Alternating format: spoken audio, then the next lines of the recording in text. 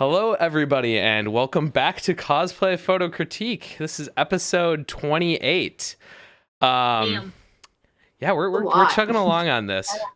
We're closing in on doing this for 2 years, which doesn't seem right. I'm like, no, that's not accurate.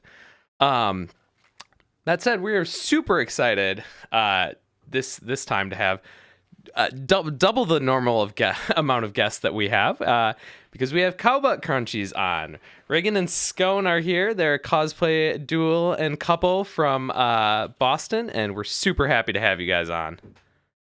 Thank you. Yeah. So let's get into some more about you guys right off the bat. Let me hit that showcase button. And cool. So how about you guys tell us a little bit about the two of you and like how long you've been cosplaying, how you got into cosplaying, all that kind of jazz. Well, we've been cosplaying since I've been doing it longer than you've been doing it a few years longer than me. You did 2005. Yeah, so that's wow. Yeah, and I've done it since 2000. Was my first con. Woo! I didn't even know what cosplay was. You know, a lot of people. Let me tell you that. To be fair, we're very old, so Yeah, same. I was just uncultured. But like I'd been cosplaying first, and then she went. Was that your first con, Otakon? Mm-hmm. Yeah, so she came to Otakon for her first convention in 2005, and I was like, "Well, you'll have to cosplay." Yeah, I think my first con was 2005 as well, so I can relate there. It was a good year Yeah. for firsts. Back when cons were still fun, but also sort of dangerous because everybody was just like, no rules, just right. Dude, I remember taking down a bunch of like friends I made at the con. Like I was taking out like on a spare like piece of like note paper that I had, like AOL Instant Messenger screen names. It's just like, oh yeah, we'll have to chat online later. Okay. Let's talk about Trigun. Confession time. I had an AOL name until like what, 2 years ago? You know, 3 AOL's years ago? gone now. I know. They shut Yeah, it it's down gone. like 6 months ago. It was our preferred mode of chat. Same. Same. It's good though. We're old. I mean, I like Discord now, but before Discord came along, there was like no good replacement. Yeah. Yeah, Discord is the new AOL. It's nice. It's text-based. That's a one way to look at it. Yeah. Okay, so I think you guys need to explain the question we are all dying to ask. Yes. How the hell did you come up with your I username? thought you knew this. Do you not know this? I know it, but they don't know. Okay. I also know it, but only because I went to your website and saw the explanation. But I imagine most people do not. Majority do not know. Yeah, so we God, it was like 2010. No, it was 2012 because it was like right when that first like Homestuck costume we did went sort of semi-viral, and we were like, well, now we need a cosplay name because that's what everybody was doing in 2012. Yeah. And we put like zero effort into it. And she came up with Cowbutt Crunchies because at the time we only had 2 cats, and one of them had a cow's butt. Like if you go to our shaped like a cow yeah, in profile. If you go to Cowbutt Cats on Instagram, the very first picture is of Hammy, and you will see what we're talking about because she looks like a cow. And then Viola likes crunchy food. Oh, here comes Hammy. Hammy, come here. Come here, my cow. She also eats see her, like a you can cow. see her butt. There's her butt.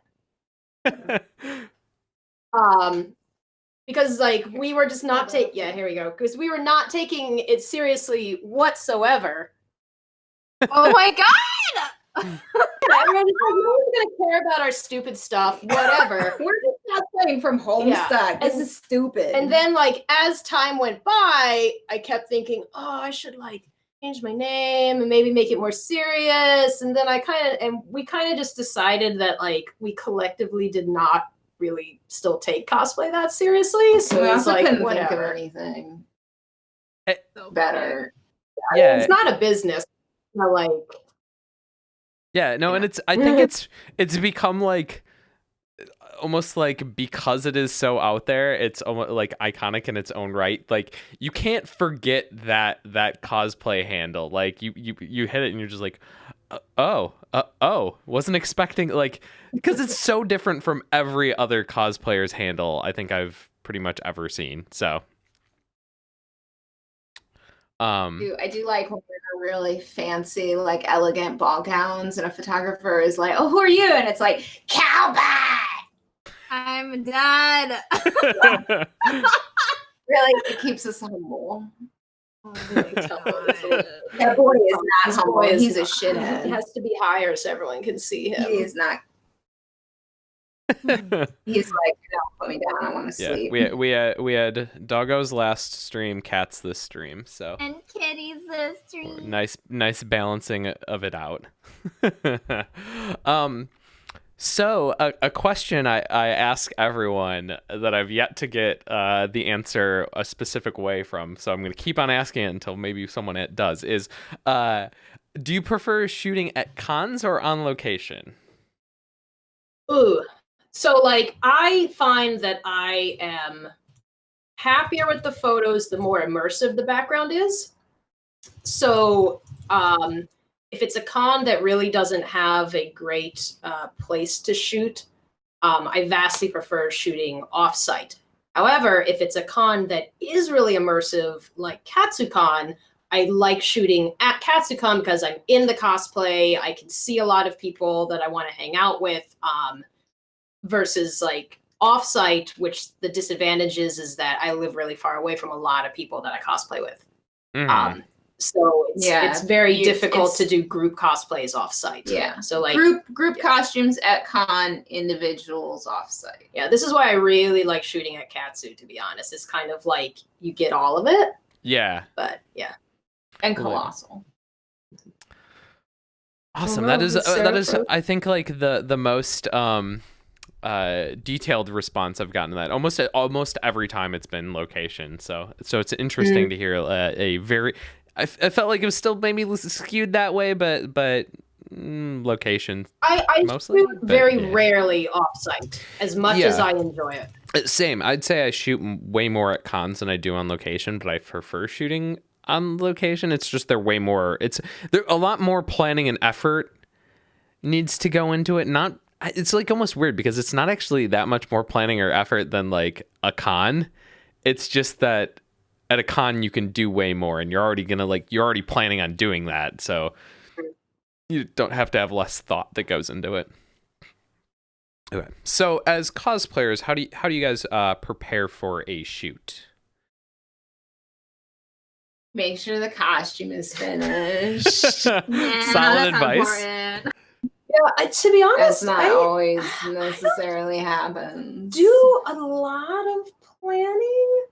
Like usually, like halfway through as the costume pieces come together, we'll like start standing in front of the mirror and be like, "Oh, I can't. I have to not stand like a troll. I have to do this and this one." Yeah, that does happen sometimes. Like figuring out like the one decent pose, and then kind of going from there. Just because a lot of times with like the really big cosplays, like certain angles are like not the way to do it. But like, yeah, I don't know. I kind of have this like rotation of poses I tend to do for like every costume. So like, I don't know. They work though, literally for every costume. Yeah. Because I've noticed, and now that I've worked with you more than once, I was like, oh, they have like these poses like all planned out, but they work for every costume. I'm just like, how? Well, it's because I cosplay the same shit. Yeah, all the same sort of. My crossplay poses are different. It's like the old, you've never shot me in crossplay. I can't wait to see that and experience that in your life. Haikyuu, yay! We're gonna wear Haikyuu to Anime Boston. So I won't be there.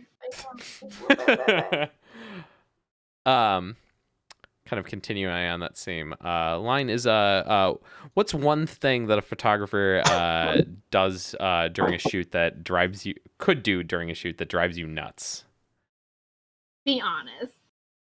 Gets really quiet. So I don't mind that. She is likes direction more than me.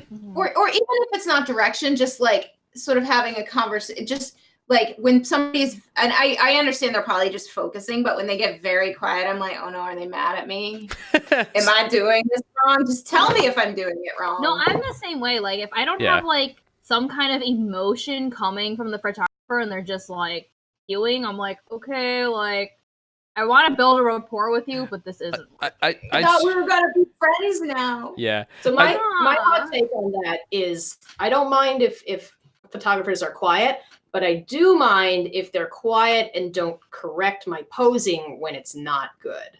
So like if I go through the whole shoot and I am holding my face in the wrong angle the whole time, I would love photographers to tell me, you're making a dumb face, stop doing that, or lower your chin, or, you know, repose it. Cause like, I am very happy to do that for the shot. Yeah. But it's hard to do that if I can't look at the camera. What do you think photographers can do to like learn like whether a pose is bad or not? Because I think a lot of the times the photographers just don't necessarily know like what is considered a flattering pose. Or, like they think it looks okay, but like to us it's maybe not. And I do think there are some just like general basic rules to follow, but maybe you guys could elaborate. Look at like silhouette, like make sure they're not like holding their arm in a way that's like making their waist look fat. Yeah, I don't. On that same note, I think it's interesting that you brought up specifically the face thing, because I've heard that multiple times from cosplayers that they would like to know. I think there's a big reason why a cosplay photographer wouldn't say anything. It's because they're nervous as hell that they're gonna be like, your face looks stupid, like not those exact words. See, but I think that's dumb. Like, you want your final product to look good or not? I guess what I'm saying is, from the photographer's side, like sometimes you don't know whether or not like that face is stupid for them. You know what I'm saying? Like it's contextually hard. Flattery, not looking the face stupid. looks like a plate of chicken. You can say, "Hey, lower your chin." Oh yeah, that yeah. Like there's a thing that says that she says like the nose goes, follow my finger, so she directs where I'm supposed to go. Mm-hmm. There's like plenty of like benign ways to say it without telling someone they look ugly. I'm dead. Thank you. That's exactly what we're looking to get out of it. Basically, everyone, we don't want people to look like a plate of chicken. Now, what I've actually done, because like I used to like casually shoot, like back when we all like really struggled to find photographers, we would all shoot each other. And I used to do a lot of shooting, and some of our friends they have a harder time with the faces and the poses. And if I could like not communicate to them what they were doing with their face, I would say, Teresa, come here. And I would show her the back of the camera, and she would go, oh, okay, and stop doing it. Awesome. Teresa had to happen a lot. kind of a similar question, though. I suppose let's maybe not aim it towards specific posing, since we kind of covered that. Is what's one thing you think photographers could improve on while working with cosplayers? I mean, aside from the direction? Yeah. Considering we kind of covered that one pretty good. Not sniping. Stop sniping. Yeah, that's just not great. Do you want to explain what you guys consider sniping? Yeah. Here, just put it like here. Oh yeah, we'll just stack it on the waist. We have the chat on the cell phone, and it just keeps following. It's button down. There we go. So sniping is if you are shooting with your photographer and you're posing for them and they're trying to get the shot. Sniping is either someone coming over behind them, which I don't mind quite as much, or the worst case scenario is coming in front of them, and then they can't move to get a different angle. No, that's the douchiest. Don't do that ever. Look over here, and I'm like, them. This is a particular problem at Katsucon. Yeah. Oh, I'm getting triggered just thinking about it. Yeah. I think that's just something that we need to continue to communicate, like photographer etiquette. Don't be an asshole. Yeah, just it's such a simple concept, but no one fucking. And wait, like man, like almost all those Well, times. Can I do a plug? Oh, go for it, sir. I actually bring this up in Cosplay Realm magazine next issue. So if anyone wants to read it, they should go buy it. I'm waiting for my issue to arrive. Yeah, I'm really excited for that. What I'd like to just say on that note though is almost all of the time, if there's like a group of people that develop behind a cosplayer while they're taking pictures, if you just wait like the couple of minutes like oftentimes you'll get the chance to just be like the one person that's left waiting, and then you go up and you ask the cosplayer, and your experience just is like all around better. The cosplayer enjoys it more, you enjoy it more, you get better pictures. It's just so much more worthwhile than sniping. I also just want to clarify, because I'm sure people have seen this happen before, because like especially like when we're at Colossal Con, like let's say I'm shooting Andrew, like you and Neil and David, you, Mason Hikari, and Sona Photos will be like with me, and you're shooting behind me. And I just want to clarify that like I have told them that that's okay, but also we're all friends, so we built that rapport where like we just do it because we're okay with it. But don't assume if you don't know someone that they're okay with it. Yes. I think sometimes, I noticed that Katsucon people on Thursday, like when I was outside, people were really good about being like, "Hey, can I be next?" Like just asking the other photog, and that was actually not only good for them, but like it makes it less stressful for the cosplayer, because like we don't want to be rude and be like, "I'm really busy with this other more popular photographer right now. Fuck off!" Like outside was definitely a lot better. Inside though, like at one point, like with our cloud shoot, Sam was trying to get a shot of everyone, and she had to like back up, and like these photographers kept literally getting in front of her to the point where like and they weren't listening to her, and I had to like go out and tell them to move, and they were blocking our photographer. Like it was crazy. Yeah. Wow. So standard. Yeah. photographers acknowledging other photographers and working with them, I think, is just better. It's better for the photographer, and it's a lot less stressful for the cosplayer. Yeah. Totally. Let's continue on to the next question is for you guys, what is the most rewarding part about a shoot for you? Meeting new people. I really like I'm way more into the socialization. Like the photos are nice. Like I like photos, but like I have more fun. That's why I don't like my photographers to get really quiet and shut me out, because like we're just like having fun for 10 minutes.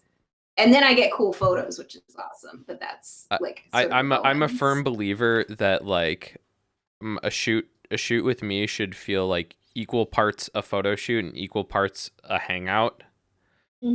Because I just feel like it's so much more enjoyable of an experience that way. Yeah, for sure.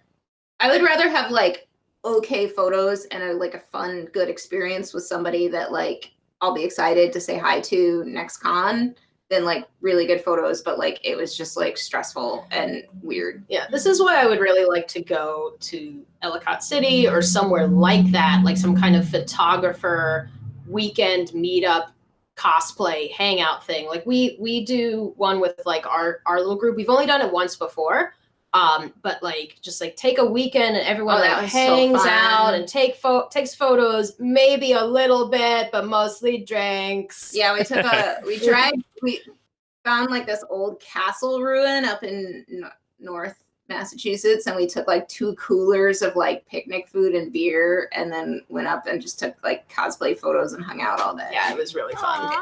It was super chill. But I wish there were more events like that. I hear that's a very common thing in Europe because of the lack of cons. But like, I would love to do more of that. No, we're not going to Ellicott City, because every single time the signups go up, I am deep in Katsu Crunch, and then March 1st rolls around, and I'm like, wonder when Ellicott City is. Oh, I missed it every single year. Well, what if one of you came as my assistant, but you just dressed up by accident? When even is it? No. Excuse me. I don't know. Where are you going? You don't know. Because I always forget. May or something, right? It's a theme. It's like, Yeah. Okay. So, I'm gonna go. so next question here. What's your favorite cosplays you've either made or worn? So I feel like our current favorite ones are Thor and Loki, probably. Yeah, those are super Oh, fun. yeah. Well, like they're really fun to like. Anytime you can cosplay a character you like is like just like the cherry on the cake, and then the fact that like we made them very fancy and very easy to wear is just like I have to like stop myself from bringing them to every single convention. Oh, really? Yeah. Oh. I'm like, I gotta have some cons where we don't wear Yeah. freaking Thor costumes. So like, I have to make a conscious effort to not do it. But now you're just making more Loki we're I'm making more sorry. Thor and Loki costumes so that we can I just saw. Looks cool. But beyond that, probably. Oh, what is your favorite? it depends, because it's like it depends on where we're going and like what we're doing, because there's certain costumes that I really really like because they're like comfortable and like fun to wear, like if it's hot, or like that are good because I know that there's a strong fandom, so people will come up to me and we can talk about it, or like it's really fancy, so you know it depends on the situation. Yeah, for me. Seraphim and Necromancer are probably my favorite fancies. I like Helga, but Helga is very difficult to move in. Looks like it. Yeah. and you need a dresser. Well, you know, Seraphim's actually more uncomfortable, but the thing is like with Helga, I have really limited motion. Arm motion. Yeah, so like I think you can actually walk better. I can walk way better in Helga, but it's just like not being able to lift your arms sucks. Yeah. Oh, So, I see. Yeah. It's weird. So I have a follow-up question to this question. So you guys always make fancy versions of something, or pretty much everything you make is fancy and like ornate and cool. And I was wondering if there's any technique that like you are looking to learn this year or maybe utilize more. You guys always incorporate all these crazy what? Gold work.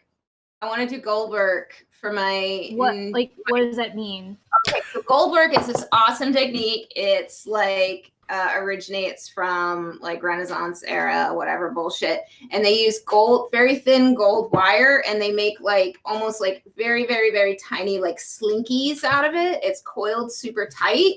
And then you use it like with a thin beading thread, and you can like gold work embroidery? Yeah. Oh,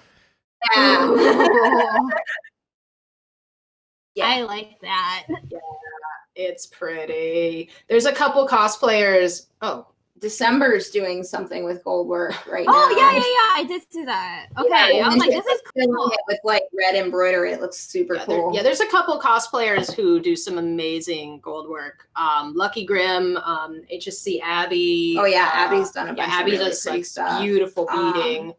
But it's really cool. You guys should check them out. Major Sam, yep. We love.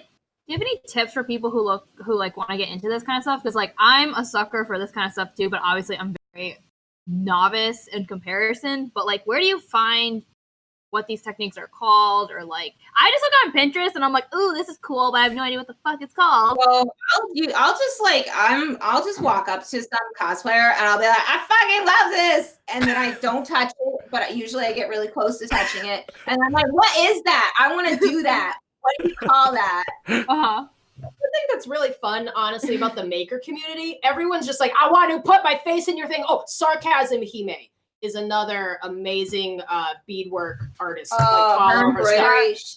Wait, Sarcasm Hime? Yes. Yeah, the costume that she wore to Costume Con was so like the Costume Con masquerade was in like a dark room with like one of those like little 1 foot riser stages that like they assembled out of the hotel parts. But like, and we were, like in a bathroom, and like her dress just had so many embroideries and gems and sparkles all over it that like it was lit the fuck up. It was amazing. Yeah. So like when makers see other makers, they just go like, Beeline, Beeline, Beeline, Beeline, I love your stuff. Tell me about it. Like everyone is just so obsessed with each other's craftsmanship. And I feel like a lot of people see a cool technique and then want to do the technique. Like I've been seeing a lot of smocking in cosplays lately. Also, sometimes I'll just go on YouTube and I'll type in like embroidery or beading and just like go into the recommended video hole, and you end up like watching like some guy speaking in like Bangladeshi, like whatever, and you're like, what is that? And then you're like scrolling through the comments. There's like one comment in English, and you're like, there's my Google term. So to be honest, I'll also do a lot of Pinterest inspiration for my outfits. And that's not so much getting the specific techniques, but I will find something that, especially for like designing for cosplays. Yeah, just hold it. It's fine. I'll find something that I want to emulate, and then maybe I'll do it out of foam, or I'll do it out of beads. But oh, you got a recommendation? Yeah, somebody's like, "Oh, this is a maker." Yeah, I'm like, my Pinterest is Gothic Hamlet, and I will have boards for like all of the different cosplays that I'm doing. They will like just be stupid massive, and I won't use most of what's in there, but like that's kind of how I pick my techniques. You're like the Miyazaki of I'm not even kidding. Ooh, what? Oh, look at that. So found more people to follow. Oh, yeah, that's the other thing is that if you are interested in doing like detail work and like super embellished cosplay, don't just limit like your social media follows to cosplayers. Like the historical reenactment community has amazing people doing like amazing work with techniques you've never heard about that like disappeared from the earth in like 1750, but these ladies like fucking figured it out based on ancient runes and shit.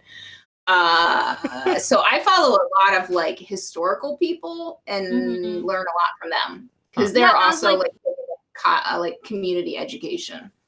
Yeah, I noticed when you guys do like you'll do like your oh my god, what are words? Your maker shout outs or whatever on Instagram. And I'll go to like all of them and I'm like, I've never heard of this person, or like they'll only have like maybe 1,000 followers if they're lucky.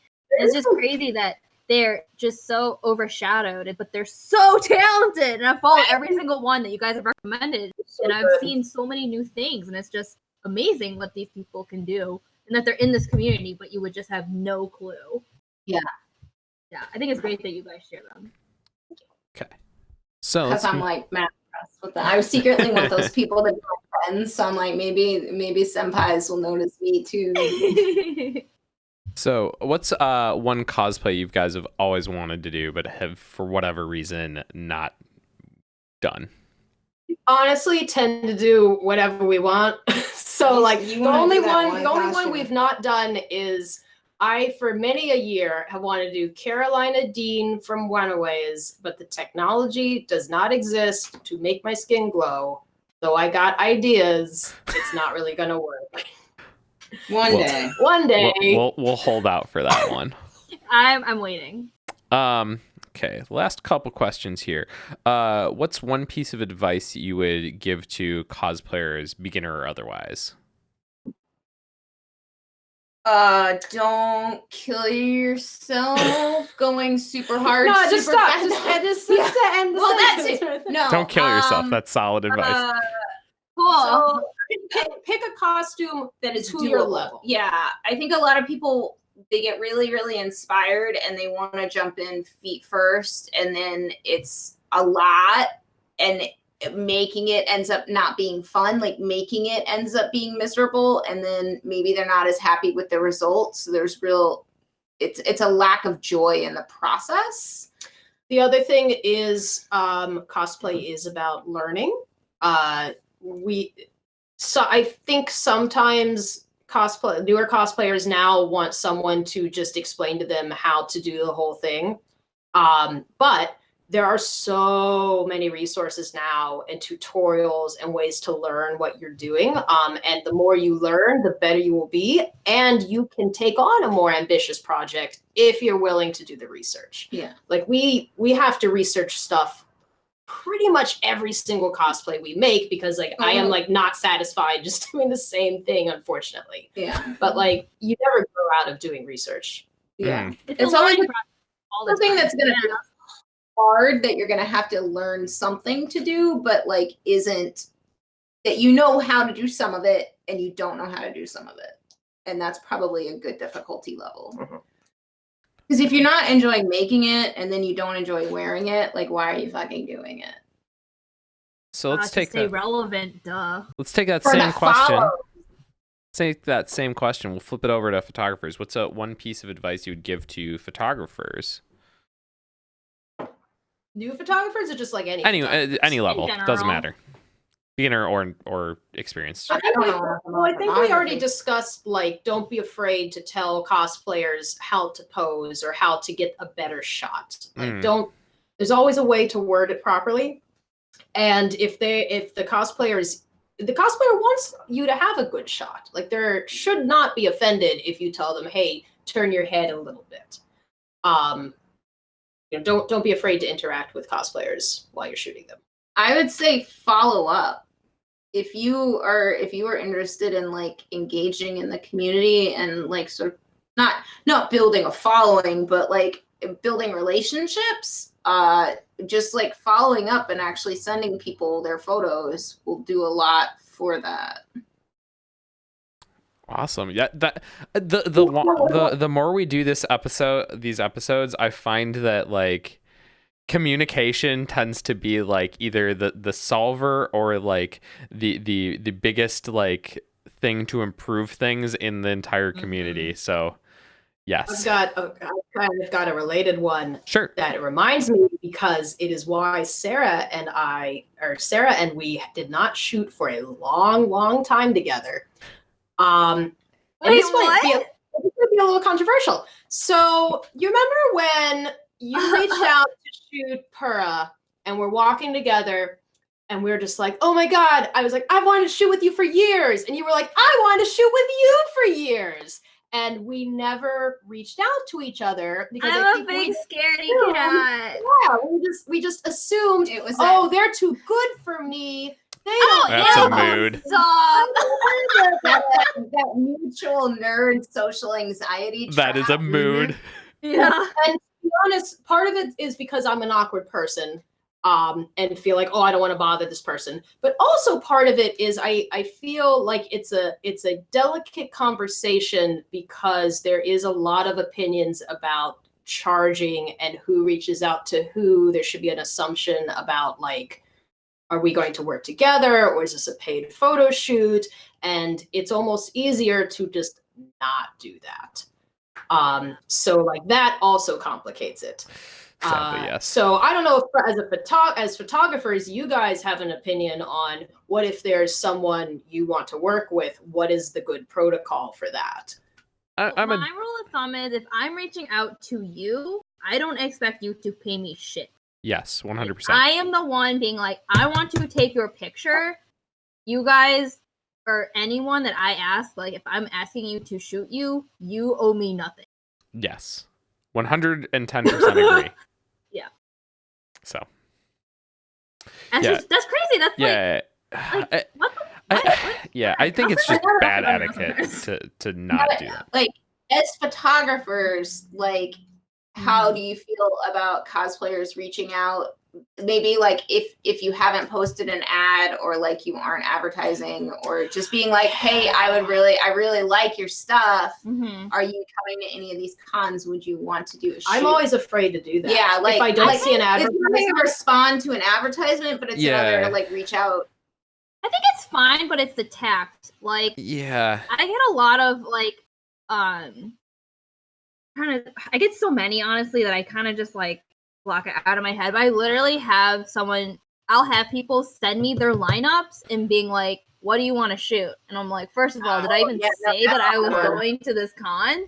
Like, no. Second of all, you didn't even ask, or you didn't even say hello. Like, even just like prefacing a message was like, hey, I found your work, like going through my newsfeed, or like recommended by someone, you know, really like your style. Like, you gotta kiss ass a little bit. Like, that's gonna go a long way. And that should be true. Like, if you're reaching out to somebody, you should have something. It's because you like their stuff. Like, you should be able to say that. But usually it's like, I'd say like 95% of the time it's people being like, can you shoot this? Or like, Yeah. are you going to this con? Can you shoot me? Like, I don't know if I saw that you weren't doing bookings, but I'm gonna ask anyway. And it's like, yo, like, calm down. I think the biggest thing there is that cosplay photographers, like, we want to feel wanted, but we don't want to feel taken advantage of.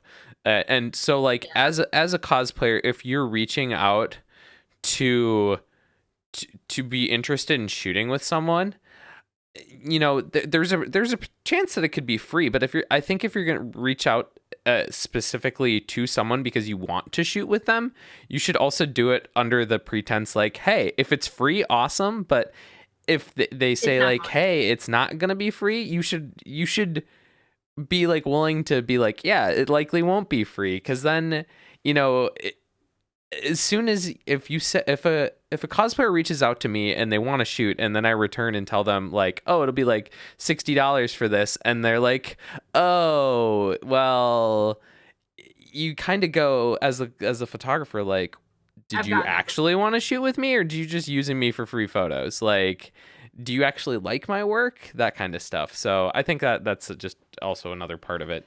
It is distinctly more complicated when money gets involved, unfortunately. But I think the general like rule of thumb to just remember is that if the cosplayer is asking the photographer, if the photographer is asking the cosplayer, it's free. But if the cosplayer is asking photographer, it is probably most likely not free. Yeah. So like, don't be surprised you ask me to shoot, and I'm like, okay, that's gonna be X amount of money. Don't be like, oh well, oh yeah. Yeah. and we'll be understanding if you say so, you know, like, oh, you know, like, I can't afford that right now, but I'd love to book you sometime later. There's a way to back out of it tactfully, and there's a way to make it seem like you don't give a shit. So just be understanding with your response. If you can't afford it, like, we're not going to be like, holy shit, what the hell? Like, you just need to be real and honest with us. Someone just left a comment in chat that reminded me of something that happened at C2E2. Never has ever happened to me in my life. And the rep from England was there and was just like astounded because I think she thought that this was normal. I was in Helga and we were walking off with Alex. I don't even know if Alex saw this, to go do a shoot. And a photographer comes up to me and's like, hey, can I get you for 5 minutes over in that corner? And he holds up a $20 bill. Oh, he was going to pay you? Yeah. To go leave the crowd and go stand over there with him for 5 minutes. Wow. And Imogen was just like, what? That's... I mean, never seen that before.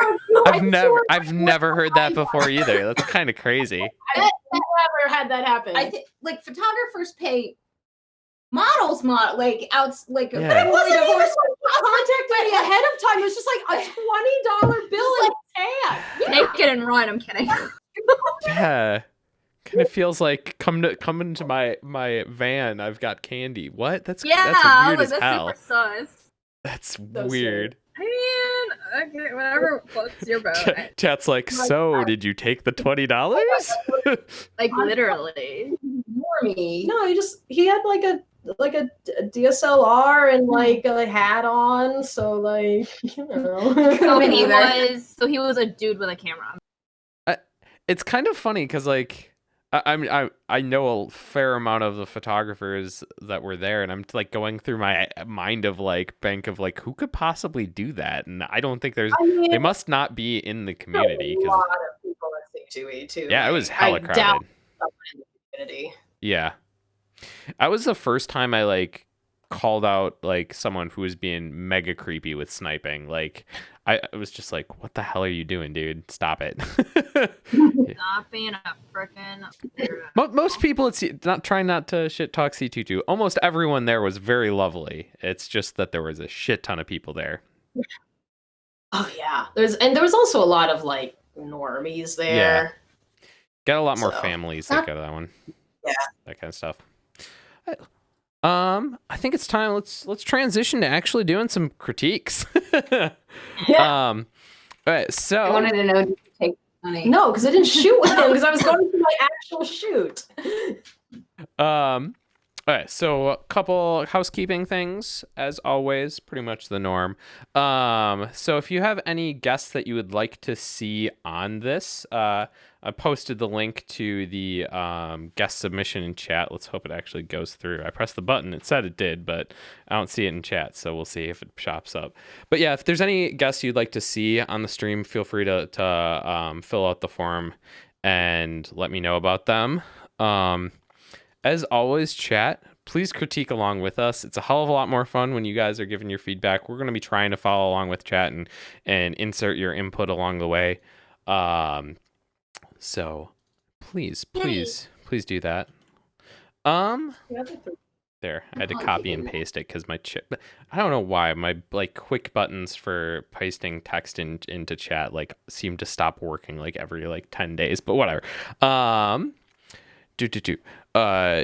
If you enjoy what you're seeing here on the cosplay photo critiques and other things we've got going on in this channel, please consider either giving a donation or giving a sub. They're by no means expected, but they are greatly appreciated. And always, I feel like this is becoming a slogan because I feel like I say it so much. If you have Amazon Prime, that means you have Twitch Prime, which means you have one free sub to give whichever streamer you'd like per month. So if you have it, yeah, lots of people don't know about that. Oh. Bear Photo Buffalo, thank you for that Prime sub. Yeah, if you're not using your Amazon Prime for Twitch Prime, that means you're just giving Jeff Bezos that money. He don't need it. He don't need it. Do that. Yeah, so if we'll just have to alternate between like you and Alex every month. Yeah, totally. Yeah, no, like I've always said, you don't even need to give it to me. Just use it, please. For the love of God, use it. They're giving you free money to give to streamers. Like, please use it. Every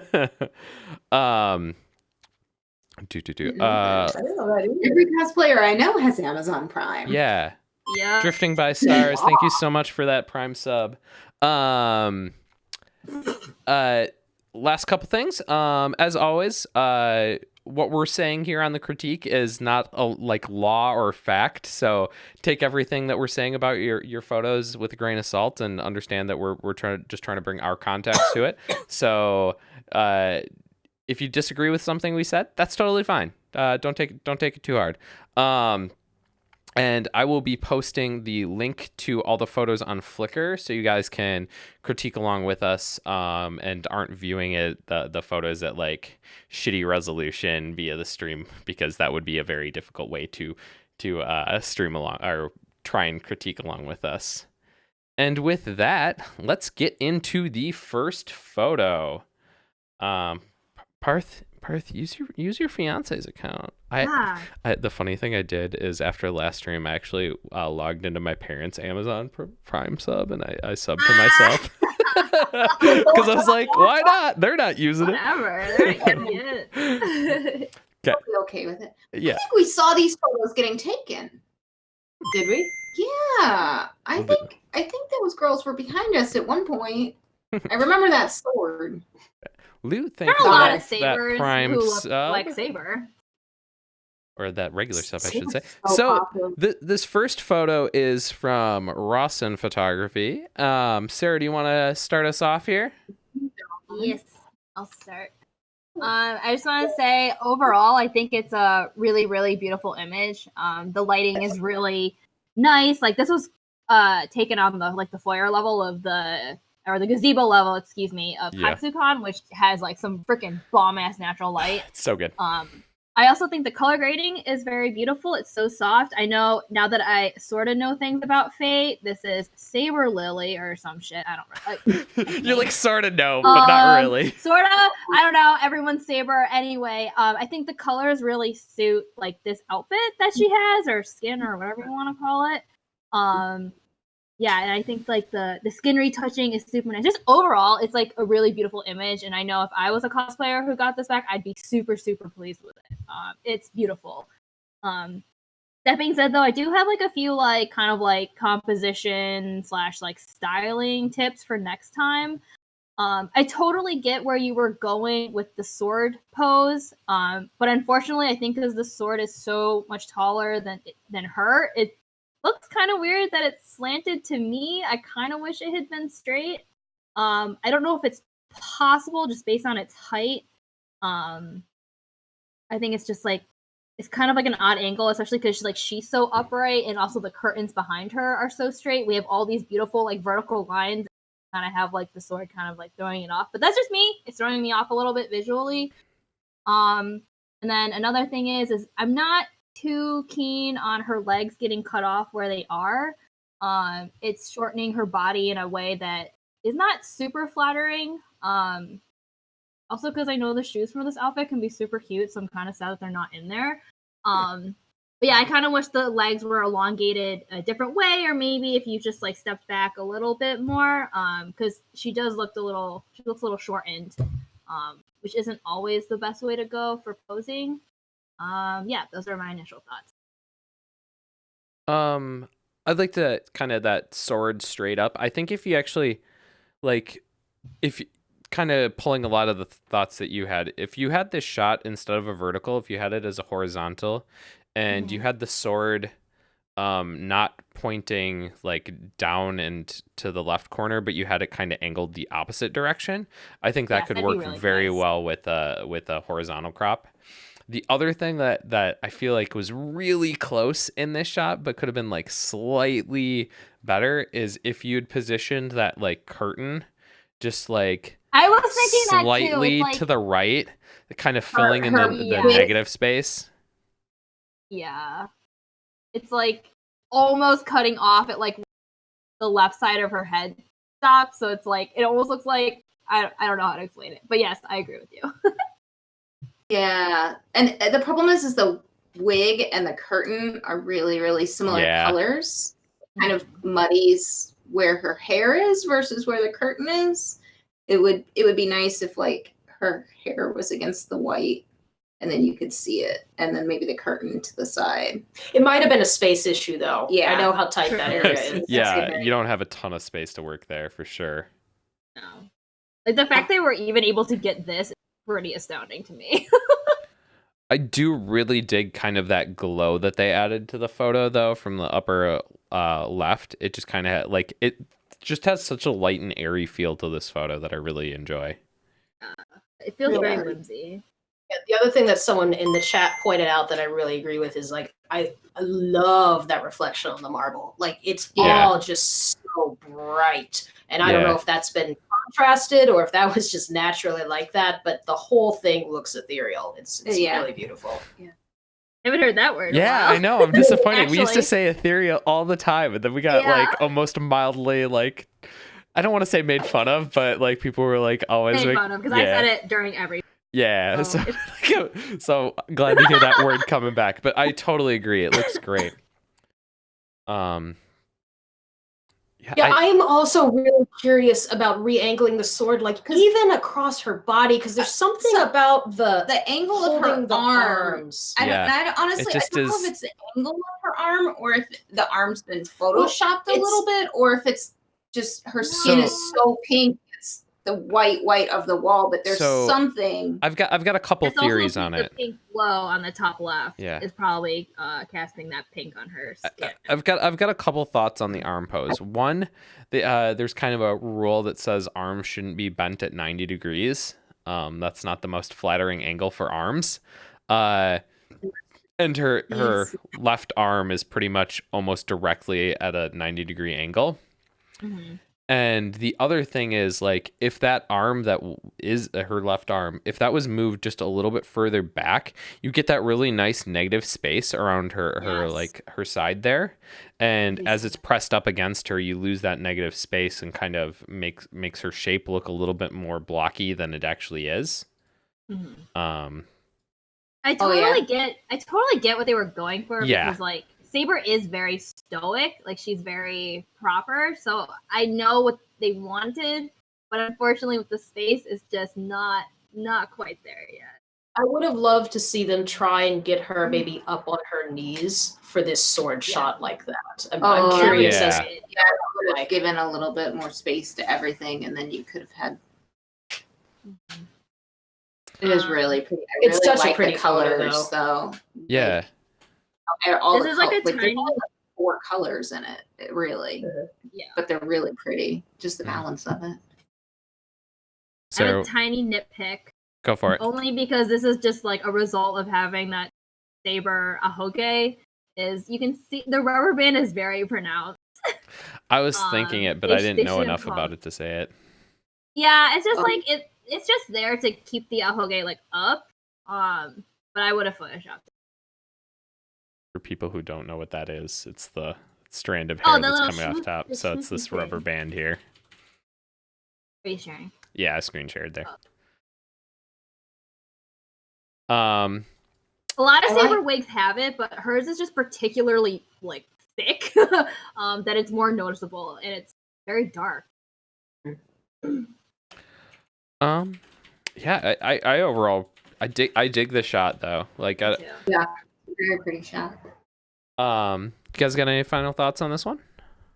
What I do like about this is that from the cosplay perspective, if you wanted to put it on Instagram and needed to like crop it more square, you could do that without like really compromising what's going on in the shot. Yeah. Although then you're gonna crop out the watermark, but now you have the cool thing where you can have the first and then the second and then the second one. Yeah. Cool. You guys ready to move on to the next shot?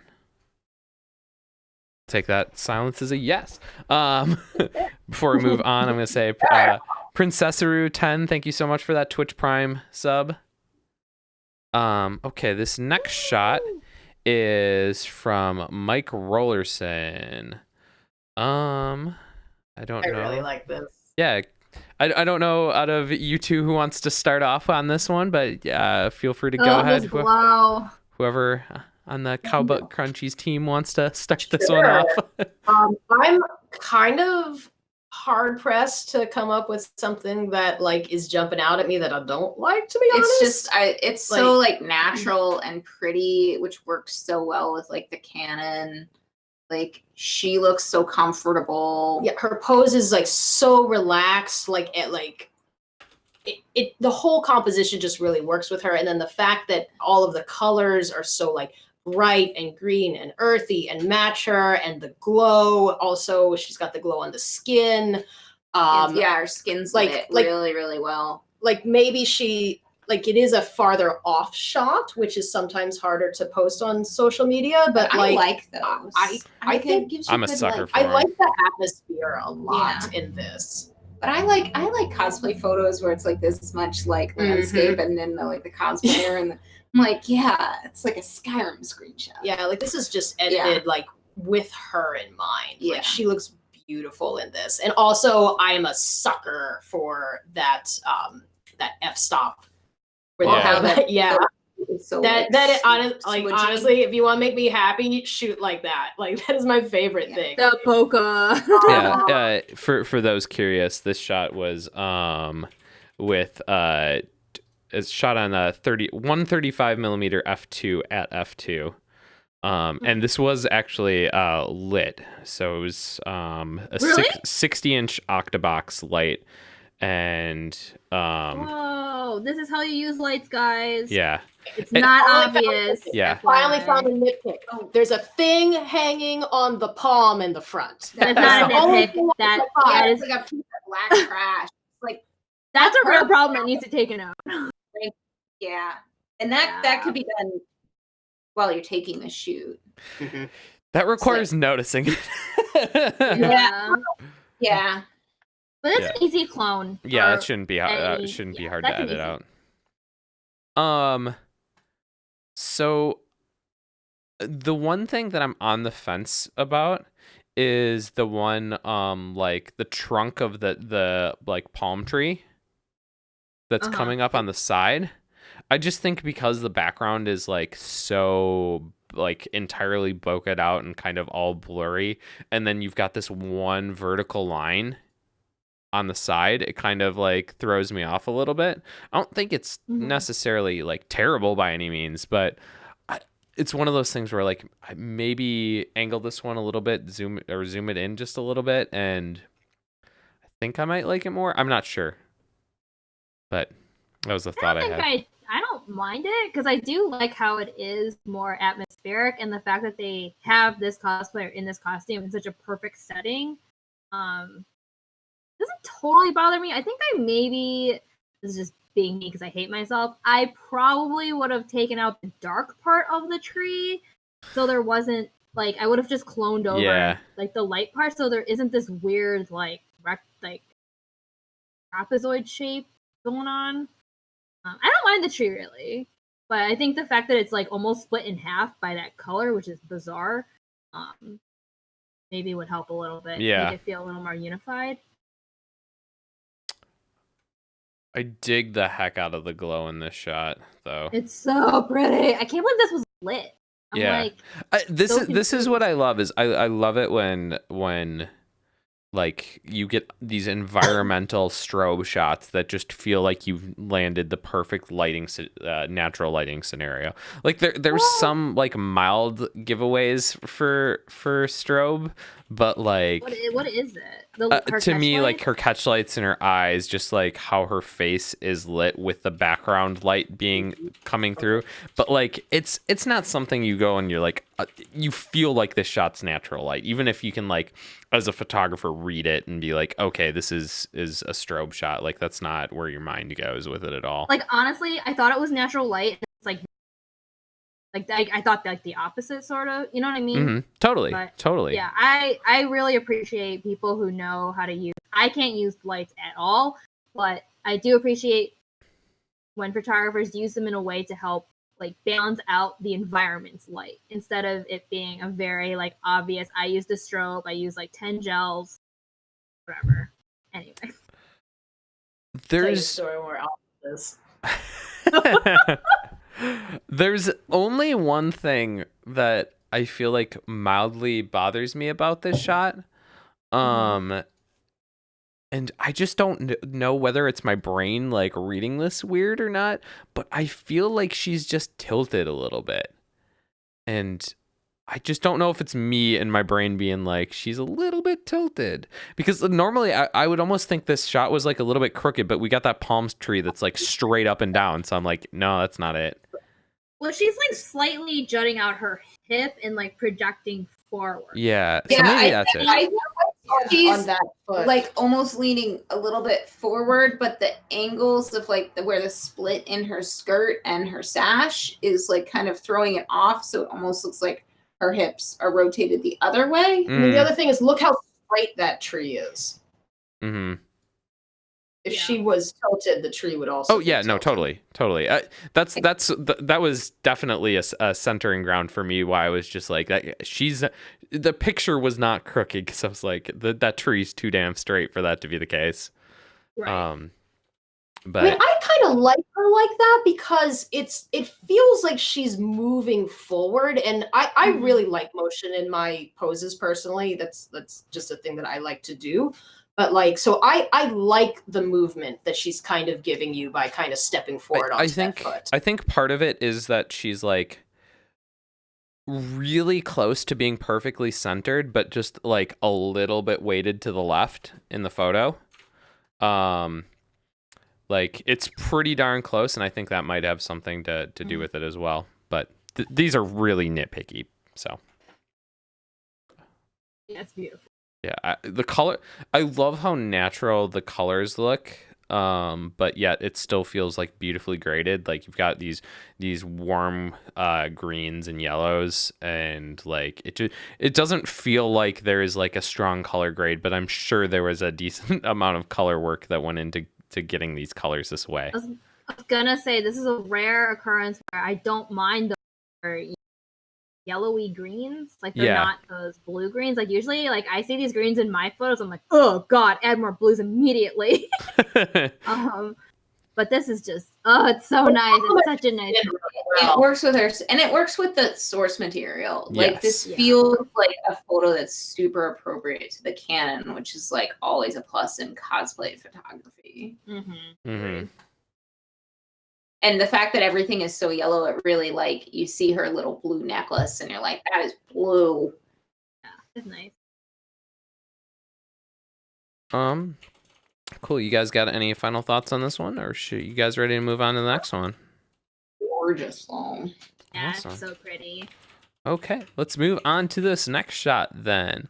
This one is from Stucky Media, and I'm hyped on this one because it's from my friend Peachy Lee, so I was excited to see her showing up in this. Let me grab the Flickr link for everyone in chat before I dig into this one. Okay. Jen is here. I'm so excited. Yay! I really like the kind of like base concept of this photo and how I feel like it's taking advantage of probably a likely mediocre shooting environment, because I'm pretty sure this was at C2E2. Oh, really? Yeah, I'm Looks pretty good for them. Yeah, I'm pretty sure those are the black curtains that they had hanging up like towards the sides of some of the sections, and then there was a flash put behind one of the curtains, or maybe pointed towards one of the curtains to give it kind of that glow. But I dig kind of how it created these black vertical lines that go along with the black lines on her cosplay. I think that's kind of like a cool way that it was brought into the cosplay itself. And Yeah, just like how graphic it feels. Like Yes. it matches Borderlands really well. yeah, it's got really strong contrast, which is very much the Borderlands look. Mhm. The one thing I would say though is I feel like the lighting on her isn't quite as good as I would have liked it to be. I assume this is strobed. I can look to see if that was mentioned in the submission, because I do not remember. But I just feel like maybe the light was a little bit hard. I don't know what the case was for this. Or maybe it was natural, like just a strobe behind and then natural light, because it just doesn't give like a strong strobed look on the cosplayer itself. That lighting isn't particularly flattering. You kind of feel like you get the like on her like nose, on her face, that area is just like blown out, so you've got that highlight there. You kind of lose that definition between like her cheek and her nose there. I can zoom in for chat here so you can see what I'm saying. This section here. Yeah. These are weird. They're a little bit. Yeah. I'd also love to see the colors played around with more in this image. Like, Agreed. You've got such strong purples in this cosplay that I'd love to see them, like those blacks in the background also have like some purples in the shadows. I think that could look real cool. I feel like Borderlands like lends itself to be more fun and playful Yeah. with the color grading, especially. So Yeah, I think it's really cool. It's still like I still like it regardless. Like I like the clean edit because everything is so contrasty and so graphic, but just to like kind of bring it to that like full fantasy level, I think playing around with colors would be really cool to see. It's from behind, probably. I know what that like orange splotch. It's in the upper left. I wish they had just yeah. stopped that black. I will say, Yeah. I think the color pop on her face, like I love how intense her lips and her eye color are. I think it looks really good. I think her. it works really well because she's got such a strong like expression going on. Yeah, and also like how sharp the black lines on her mouth, on her lips are just really emphasized. So I really like how the color was done. All the blacks are very like well, that's good for defined, that's really good for this. Which works for that like particular canon again. Like that's the style, is to have these like.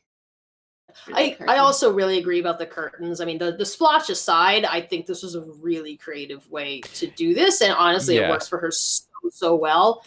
I'm curious as to what this would have looked like if we cranked the f-stop up a little more. I don't love how her torso is a bit out of focus. Her hands are very sharp. Well, everything in her it's- face and her hands are very good, but then it falls off a little bit too fast, I think. Well, I think. Oh, I can't. Sometimes I can't tell because I'm looking at a red screen, so sometimes it's hard for me to tell if something is missed focus or not. But it's missed focus, isn't it? Well, the focus is in the right place. It's just only focused up here, and then it falls off very quickly. I think it's maybe a like the teeniest bit front focused, but like yeah, because her face is not as sharp as her hand. Yeah, I'd say like it's pretty minor though. Like social media wise, that's not like no one's ever gonna notice that. Know. Yeah. I love how like saturated the colors are. Yeah. Like very desaturated background. I think it's the blacks I like best. Mm-hmm. Like, you can even see like the black in her hair, like right here is really dark. Yeah. It's really cool. Is that what the crushed blacks is? No, that's not what crushed blacks I don't is. know. All I know is that crushed blacks are very controversial. It's the opposite of crushed blacks. Yeah. Crushed blacks are when like the blacks in a photo are like a almost like a dark gray instead of a black. I in fact love me some crushed blacks. So God damn it. So just for the sake of talking for people on the stream, I'll like this is the photo naturally. This would be like if you crush the blacks in the photo. So just for the sake of there and the simple curve that you can use for it. Oh, it's like the fade look that everyone does. Yeah. It's essentially fading because I actually didn't know that. I thought crushed blacks meant your blacks are too dark. No, I did. It's okay. Crushed blacks were not a photographer. We're all learning. We're all learning here today, and you that's all awesome. should know I am not technically. Oh, Sam Saturn is here giving me shit about crushed blacks.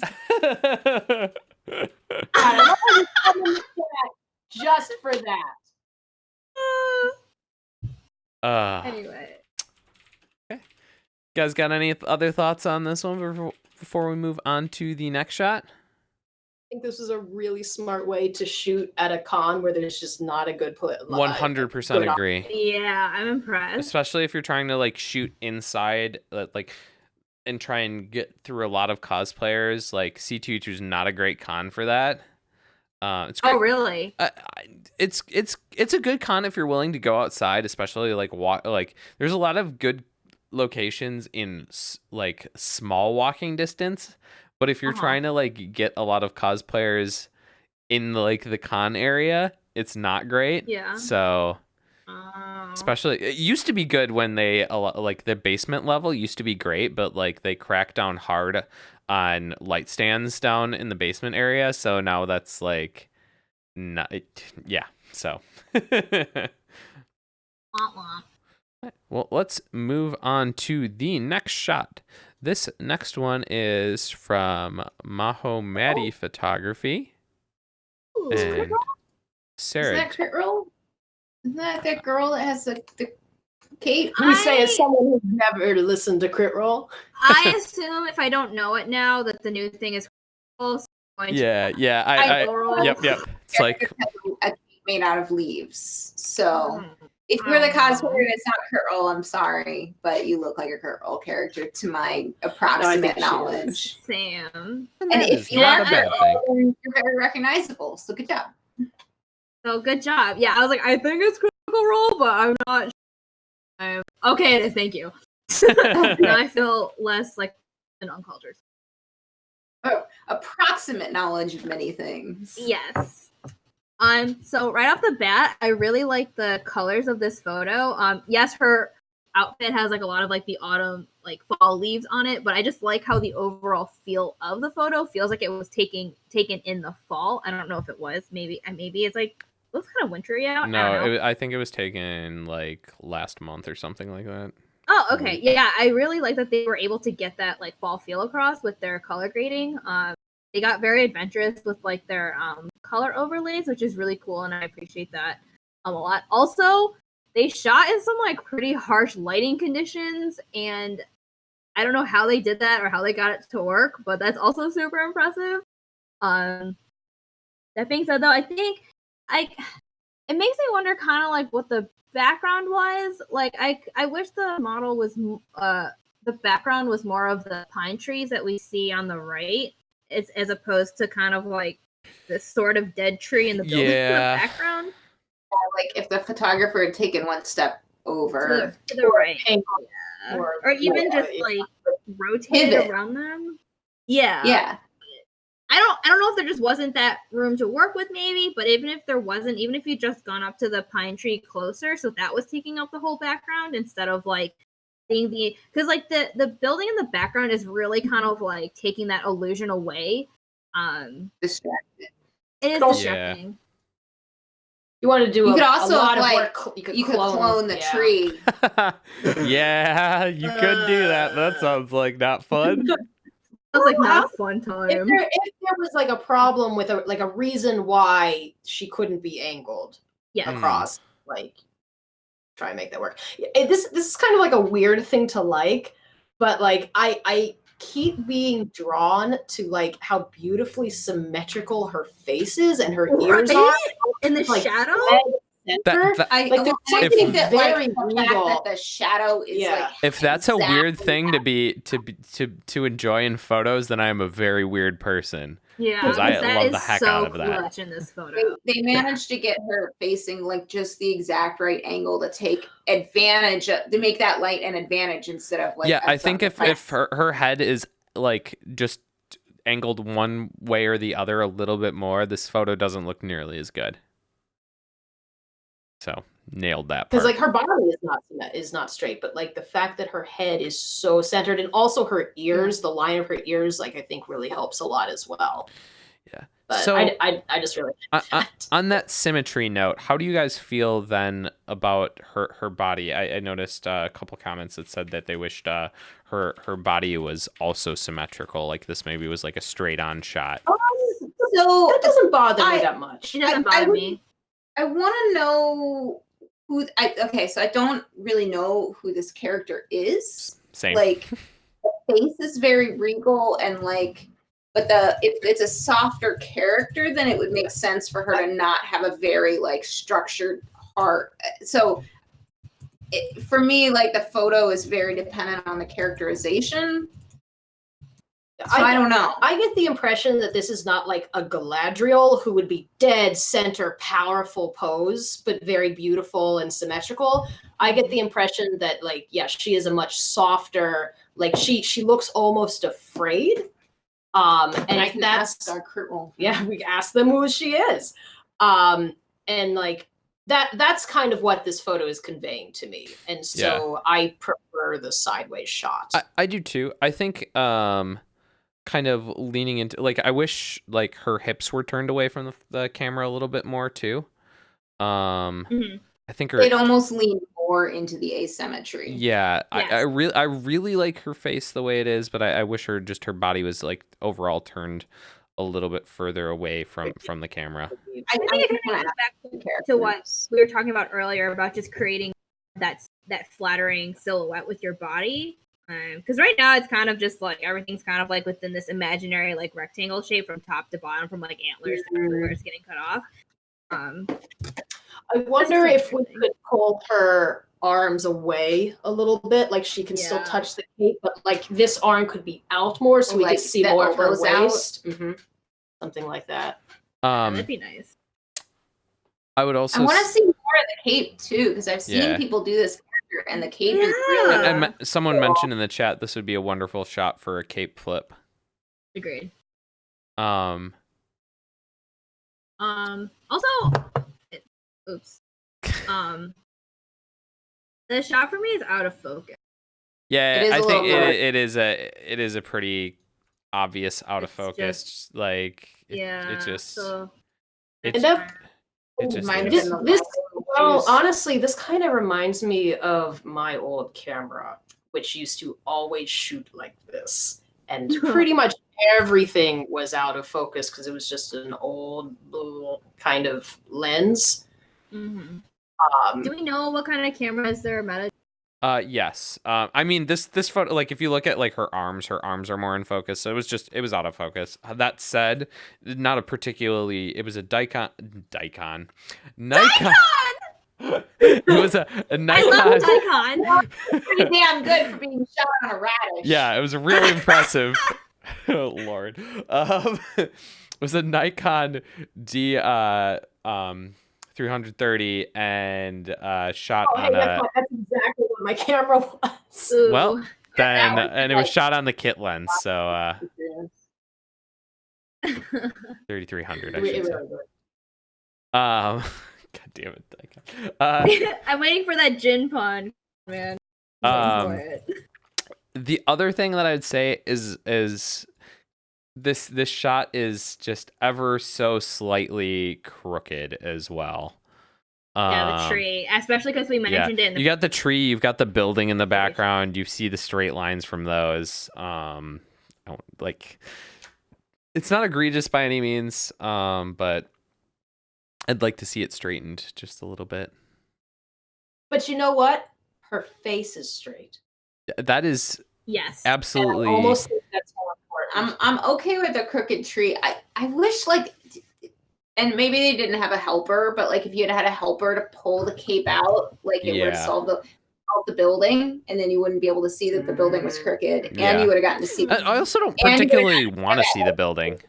I don't want to see the building. Yeah. Yeah, if you could have taken that cape out, I think it would have made her body shape look more dynamic as well. But it's probably heavy, so it would have had. It had to have somebody standing out of the shot holding it. So. Yeah, sometimes you're just like, I didn't have another person, so this is what I could get. So we feel that. Okay, you guys ready to move on to the next shot? Yes. Cool. The Discord say, do they know They who haven't she is? answered me yet. Well, what good are they? There was in chat. There was mention that she was a soft and awkward character, I think was what I read. So, all right, and I'm glad so, they didn't do like a supernatural body to go with it. Out of character. So this next photo is from Iloria Photography. Hopefully I pronounced that correctly. No guarantees there. And Cowbutt Crunchies, do you want to? I'm just like, I don't know who wants to start it, so I don't know whose name to call. So Yeah. A little bit. I am kind of a sucker for these kind of like very Moody. emotional, moody kind of photos. Like I know we can't see a lot, but I think that this is a great cosplayer to do this kind of photo with. Like she is very expressive, and I just really, really am focused in on her eyes and just like the expression on her face. So just right off the bat, I really like this kind of photo a lot. It's a very like classic sort of portraiture. Like you don't see a lot of the costume, but you really get a sense of who this like character and who the situation is, which is great. What is even if from? She looks like a fairy. She's some kind of fairy. Okay. I was like, I didn't know she was from something Trouble. particular. Yeah. I don't know. I know. Is she from Tinkerbell? That's the only fairy canon she's I know. not. Is she from I don't Winx think Club? she's Tinker. I don't know anything about Winx. I don't know. Other than all those videos Alex made me watch of them transforming. It was a nightmare. Yeah, I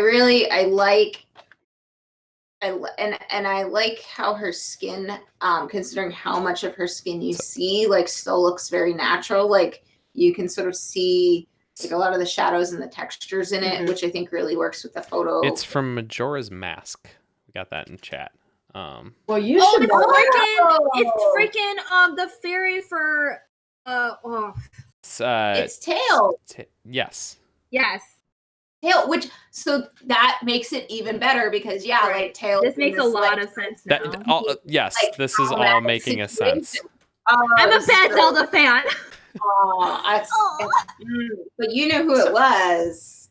We knew who it was. Yeah, and I like the coloring, like how dark and spooky and dem crushed blacks it is. Yeah, I love that. There's like a fearful expression on her face, which I think works really well. Works perfect for this character. And now that we know who it is. Yeah.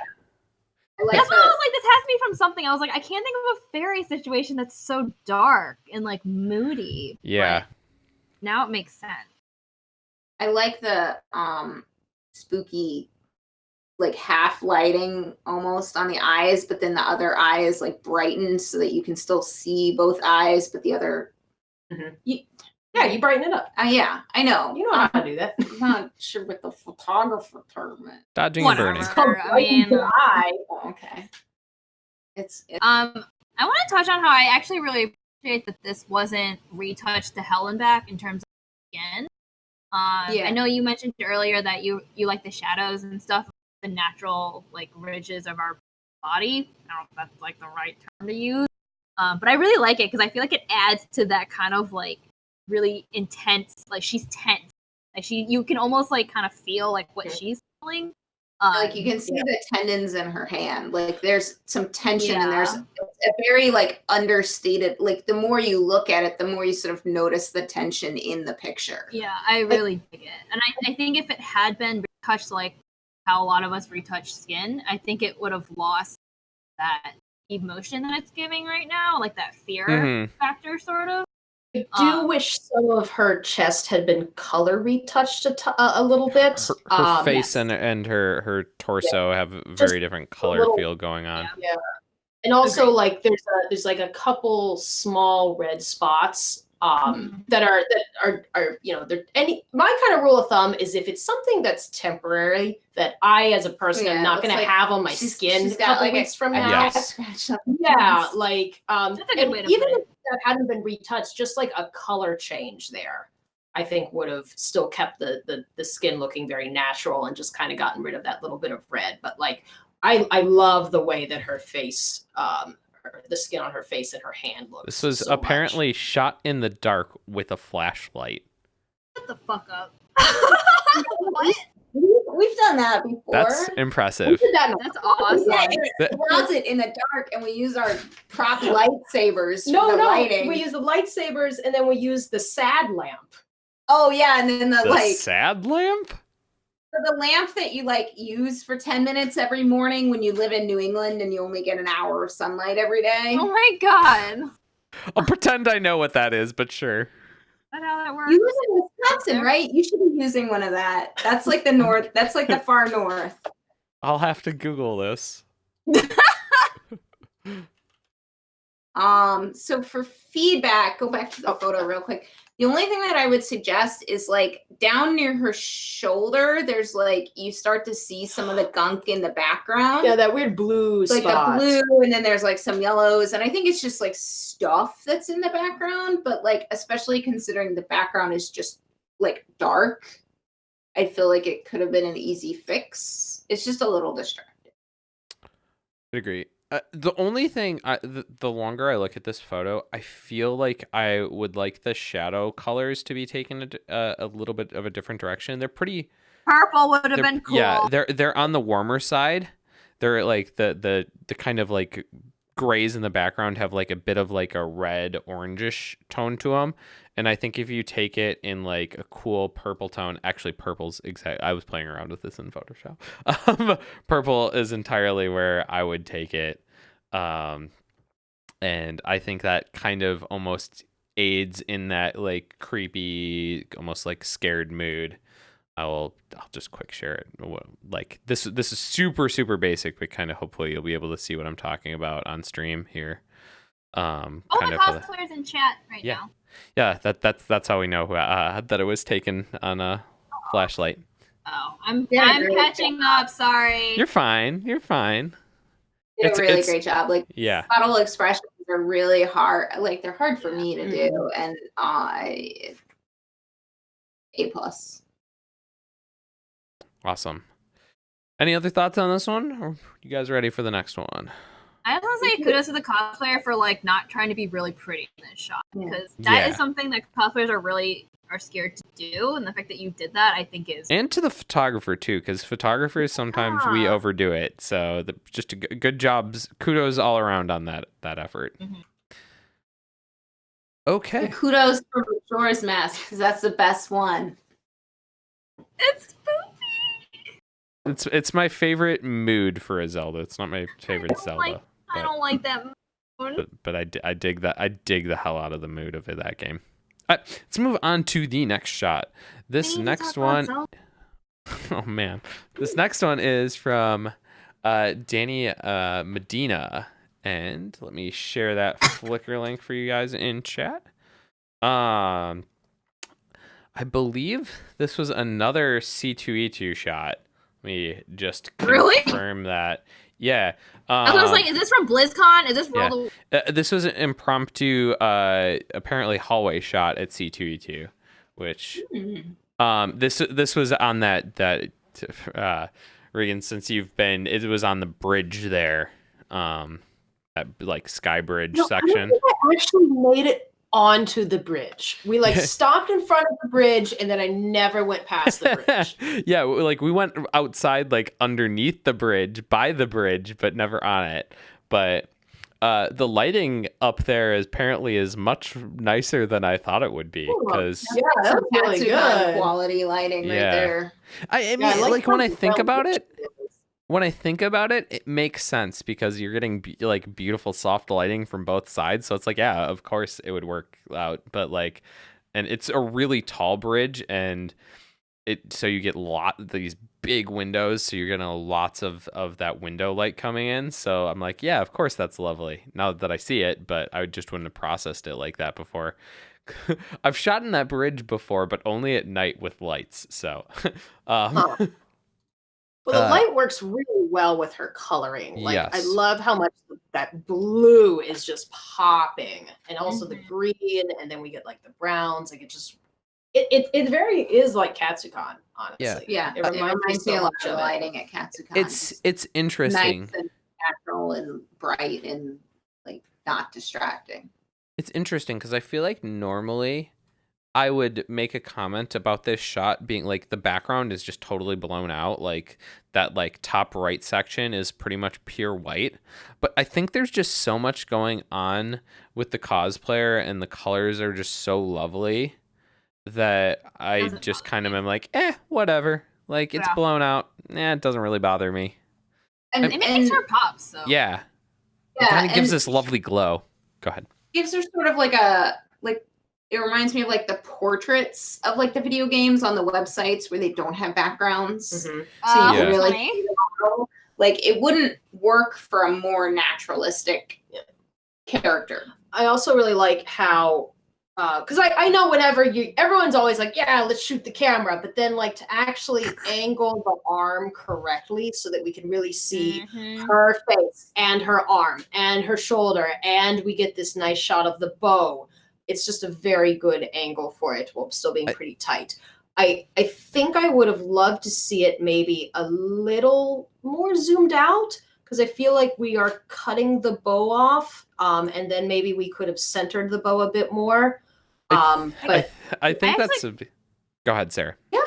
Oh, I was gonna say, I actually kind of wish, like, I think the angle is pretty good, but I actually kind of wish that her arm was more to like her right, so viewer left, so we could see more of the breastplate. Because I think it's a shame that you can't see all that front detail, and then maybe just lowered like slightly more, because then I think that would allow us to see more of the costume. And trust me, I know how hard it is to shoot this kind of costume because I tried doing it at BlizzCon. It's a lot.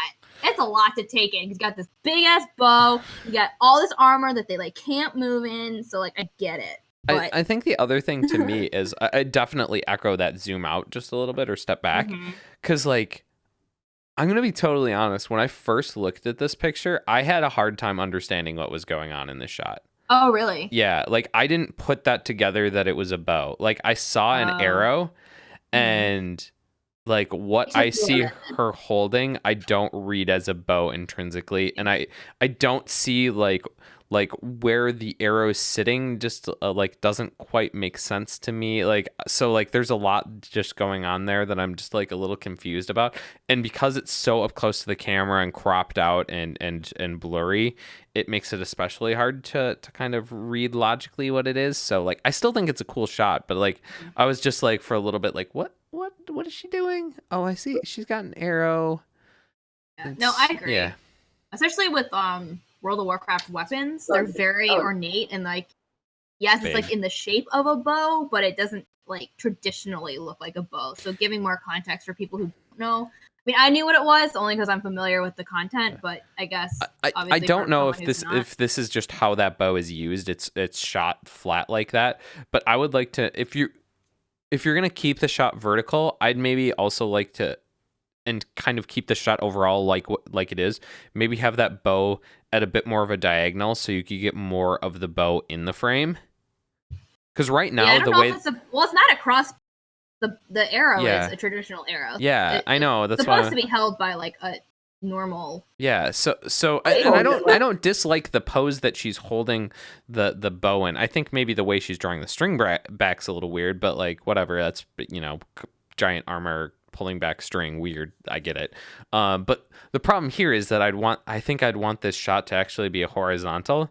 But knowing this bridge and probably the 5 million people that are walking across it, like if you shot this horizontal, you'd get a ton of people in the shot.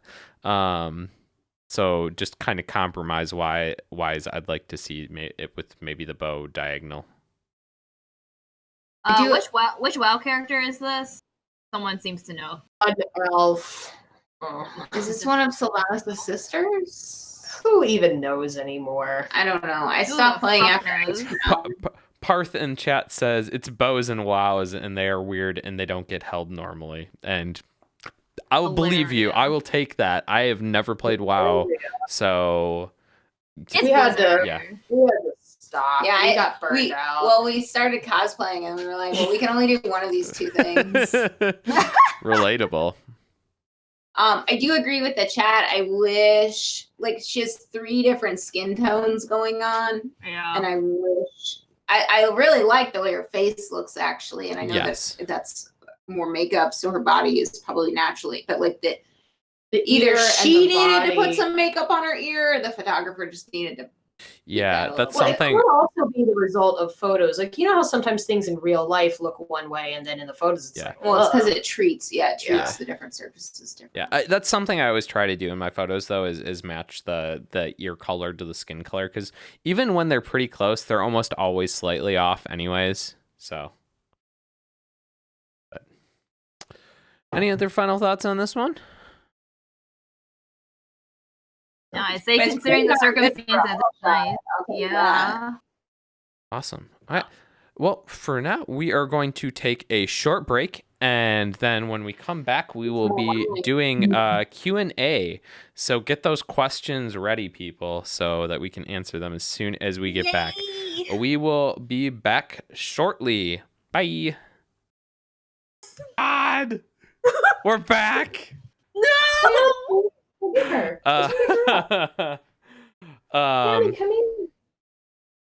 I see Ara's question right off the bat, and it's Dude, wonderful. Ara coming in hot with those Ara's a wonderful human being. We love Ara. We stan Ara. She asks, what is one thing you've learned from cosplay that has helped you in another part of your life? Can I reverse that question? Something that I've learned in the real world that has helped me with cosplay? Sure. Oh, I actually do have an answer. But yes, you go first. So, sorry, Ara, but I was like, I can't think of anything in cosplay that's helped me in my real life. But a reverse is that my first job out of college dealt with clients. So I was constantly communicating with different clients from different brands for 6 years. And that really has helped me become very stickler about like how people sign up for my shoots, how I communicate with my clients to make sure that I'm communicative. It's why I'm so strict about like my time rules and like my payment methods and all of that crap. I think if I hadn't been in like this like creative agency world for that long of a time, I think I wouldn't know what the fuck I'm doing. So I definitely owe a lot of like how I run like my photography shoots, not a business, to my full-time job experience. So that's helpful. Oh yeah. So this is a weird one. This actually came from CGL. For most of my life, I thought that my body shape was very unattractive and had been told that for a long, long time by my family. So it was very surprising to me that people thought that like having big hips was nice.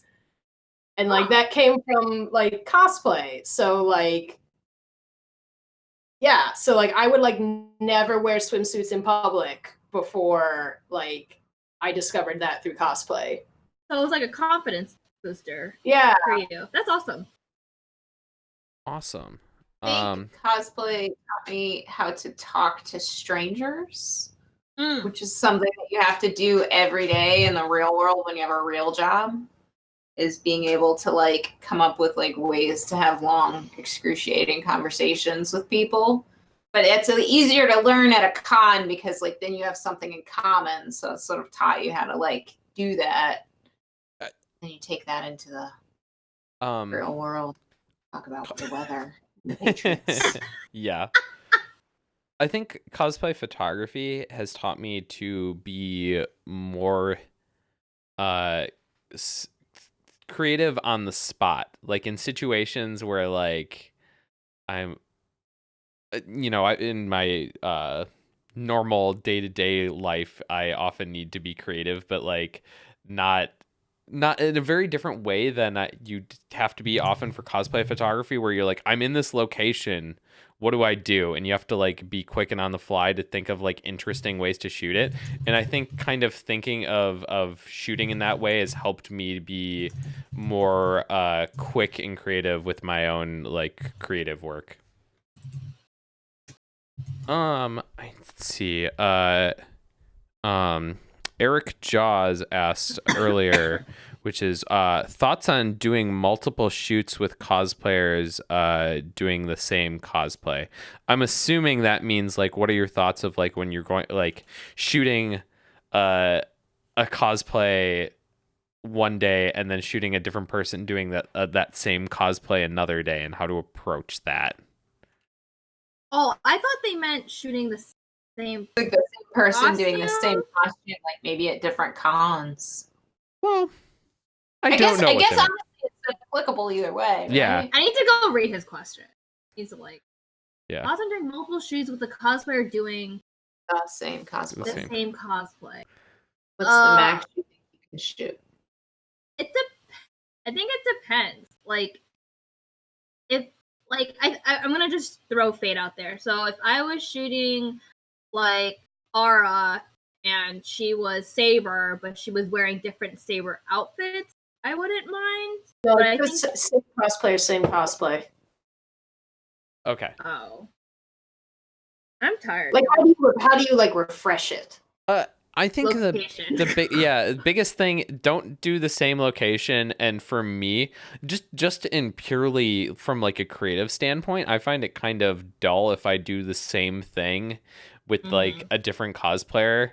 Like that feels super unrewarding to me. And also like, even though they might be just as happy either way, I feel like I'm cheating the cosplayer because I feel like I'm just recycling an idea I used. Like I want to at least be building off those ideas. So I always try to provide something new and different, and it's just kind of like almost like a way to challenge myself too. Like, because I don't want to be giving back carbon copy work. I don't think I've ever even shot the same person twice wearing the same. Well, we're gonna shoot Helga again. Yeah, but Helga is different now. Yeah, it's different now, and also it's not a Katsucon, so yeah. Yeah, that's the biggest thing is if you can shoot someone at a different location, that makes a hell of a lot of difference. And I haven't edited any Helga. Well, don't, because like now I feel so bad because like I got all these amazing Katsucon pictures, but I'm like, oh, but she's missing like half the shit. I've got to bring her back to Katsu. I feel like too bad about all these. Oh my god, stop. I'm happy I got a chance to shoot her at C2E2. I ain't driving to fucking Katsucon. I will drive to Katsucon with somebody in the car. Costumes No. are too big. No, big no to driving to Katsu. Yeah, ew. You guys are all substantially closer than me to Katsu, though. So. Oh, yeah. We live like 8 hours. It's like 8 or 9 hours for them. I Yeah. live like Yeah. what, do like a 15, 10-foot 16 cosplay, hours. so- Whatever. This is not a contract. That Next question. Okay, next question. We had another one from Eric Jaws. By the way, people keep asking questions. We're keeping an eye out for them, so feel free to keep them coming. Yeah, or where are those questions at? Which is, what's your thoughts on group photos? Like, what's the best way to organize shoots, and is there like a good max number? So are we talking about like group, like a pre-plan where like you and your buddies each like are doing one character, or like a group like a fandom meetup where like it's just like all of character X come to the front? I think it's more so the pre-planned, because I feel like group shoots. I don't think you can get photos from the fandom meetup. No, just for socialization. And exactly. the photos are just if it happens. Yeah. Keep it manageable. Or if it's such have responsible people. Have responsible people who show up on time. And at a certain size of group, I think that it's going to be really tricky to do one photo shoot. So like what we did for our cloud card group, because that was like what, 12, 13 people, was we were like, okay, everybody's going to show up and like group photos will be taken. And then if you want individuals or you want to take Sakura and go get pictures with you and Sakura, you're on your own. Yeah. And that was very manageable. I think another way to approach that from like a sanity point as the photographer, one, I pretty much avoid group cosplay shoots because they're like just so much work. But is when you're shooting individuals, just figure out a setup you're going to do for every single individual cosplay. Mm-hmm. That way you're not having to like do different color grading and different like editing styles for every single one. You can just get that nailed down and then process through all the photos. And that I think most of the cosplayers are going to be happy with that too, because they're like, then it matches. Yeah, they'd all match, and then also they'd be really disappointed if they did did all the individuals, and one individual got like a super awesome shot, and then they looked and they were like, but my individual is just like okay compared to that awesome individual shot.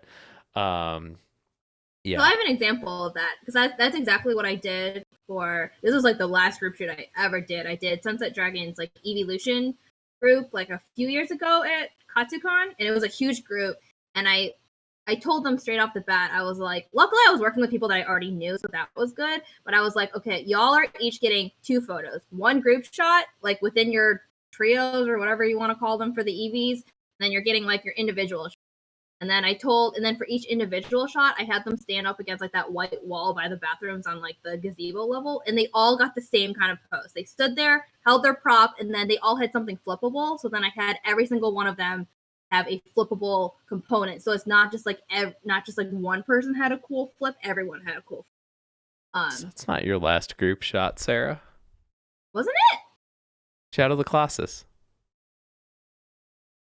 That was you're just like that was don't do that, kids. Don't shoot armor while you're cosplaying in armor. But even with that group, I was very explicit. I said, y'all are getting 1 to 2 shots. So I didn't even promise that I would give 2. I was like, you're at least getting 1 good portrait shot. And I all had them stand in the same spot. Like, they came to me, and I shot them. And then I edited it. Like, I'm very, like, rule driven. As a cosplayer, I think that's a great idea, because then you can post a coherent set, and it looks like it belongs together. Exactly, and that's what I want. Even though it was kind of boring. Photos like have the same grading and sort of a same like theme in terms of the posing and the area. Yeah. Ara coming in with another awesome question, although this one's pretty deep, and I imagine we could talk about this for a very long time. So let's try and limit it to like a maybe one thought per person. Ara, why? Which is, in your opinion, what is one thing you hope you could change / shift / improve in the cosplay community to make it a better place, and how could viewers potentially help? I think Cowbutt should touch on this more, because we kind of touched on this during our Q&A. Last week, yeah. Support don't. So I think a big problem now is you have a lot of younger people getting into cosplay, and they see a certain way of becoming popular, and instead of like exploring the different aspects of the community and the different aspects of the hobby and figuring out what makes them happy, they're like, okay, well, I want to get popular, so this is what I'm going to do. And it's sort of sidelined a lot of elements that you can sort of really embrace. So we're really big into like embracing cosmakers and like promoting education on like making and having makers meet each other, just as like, hey, this is also an option. Yeah, I think like if there's an aspect of the community that you wish was more prominent, like I see a lot of people complain that like I wish crafters got more attention. I wish photographers got more attention for their art, rather than other types of cosplay and other things that people are into, like popular series and things like that. If you have something you want to be prominent, promote it. Like ask for them to be guests at your convention. Like if there's a movement to like have these people in the spotlight, like it will follow. I think it has increased in the past year or two.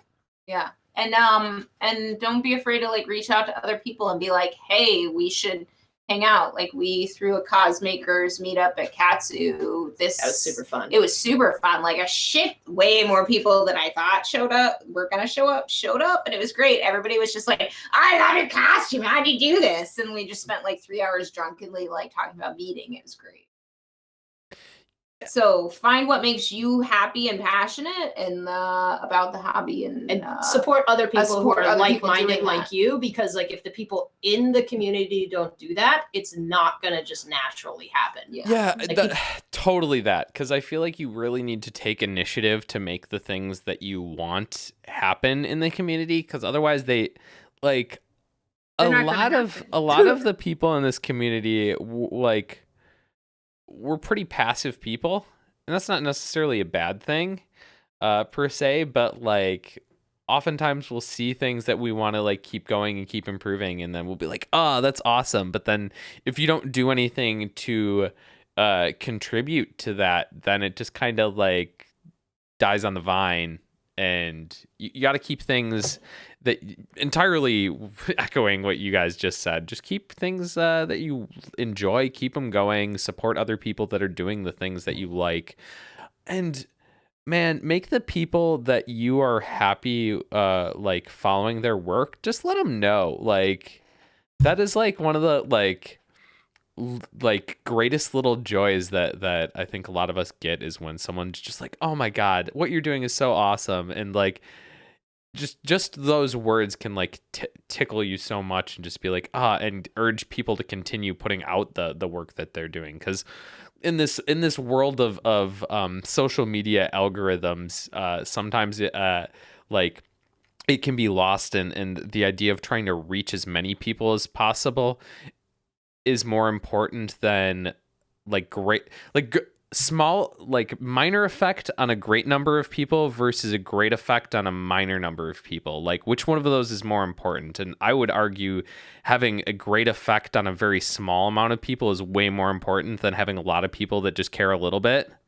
And I want to piggyback on and when people like, they don't necessarily get a lot of reach, and let them know that like, hey, what you're doing is awesome and I love what you're doing. And that's just usually gives those people a reminder like, oh, hey, what I am doing is pretty cool. Thank you for noticing. And it like, I mean, I can totally feel that way for like these critiques sometimes, because sometimes I feel like the growth on these, trying to get these to expand, is like really hard. And then when I hear it from people that aren't like haven't been active in the chat or something, like, oh, I watch your critiques and I love them, and I'm like, oh yeah, people do enjoy these, and like it's really easy to forget. So like when people let you know, it's just really awesome. Go ahead, Sarah. Yeah. So I was gonna say that so I've been having like a really shitty week at work. Just been like really busy and stressful, but I got a comment today on Instagram from someone just saying that they appreciated like my feed, and it was like totally random, out of the blue. Like I've never really talked to them before, but that comment like really, really lifted my spirits, and I saw it at like 9 o'clock this morning. So what I thought was going to be kind of like a very like dragging on kind of day, it was instantly made better by this one person. Just they decided to be like, you know what, I'm gonna send 30 seconds and like send Sarah a message of like appreciation and like not to toot my own horn, but like I don't think I realized like left her those kinds of comments are.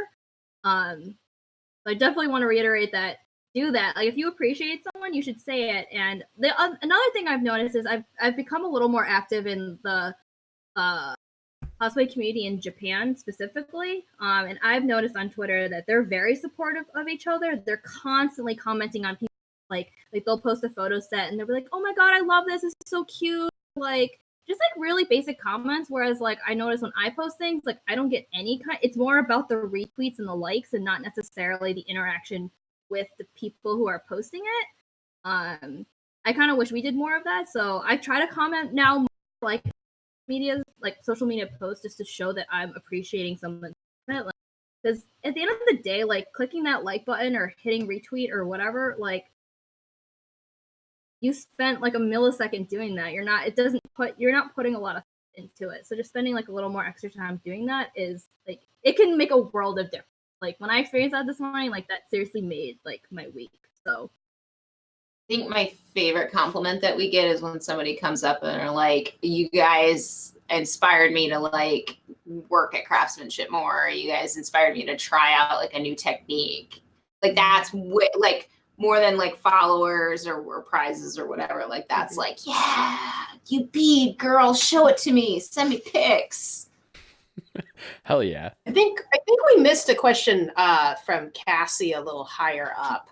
Probably.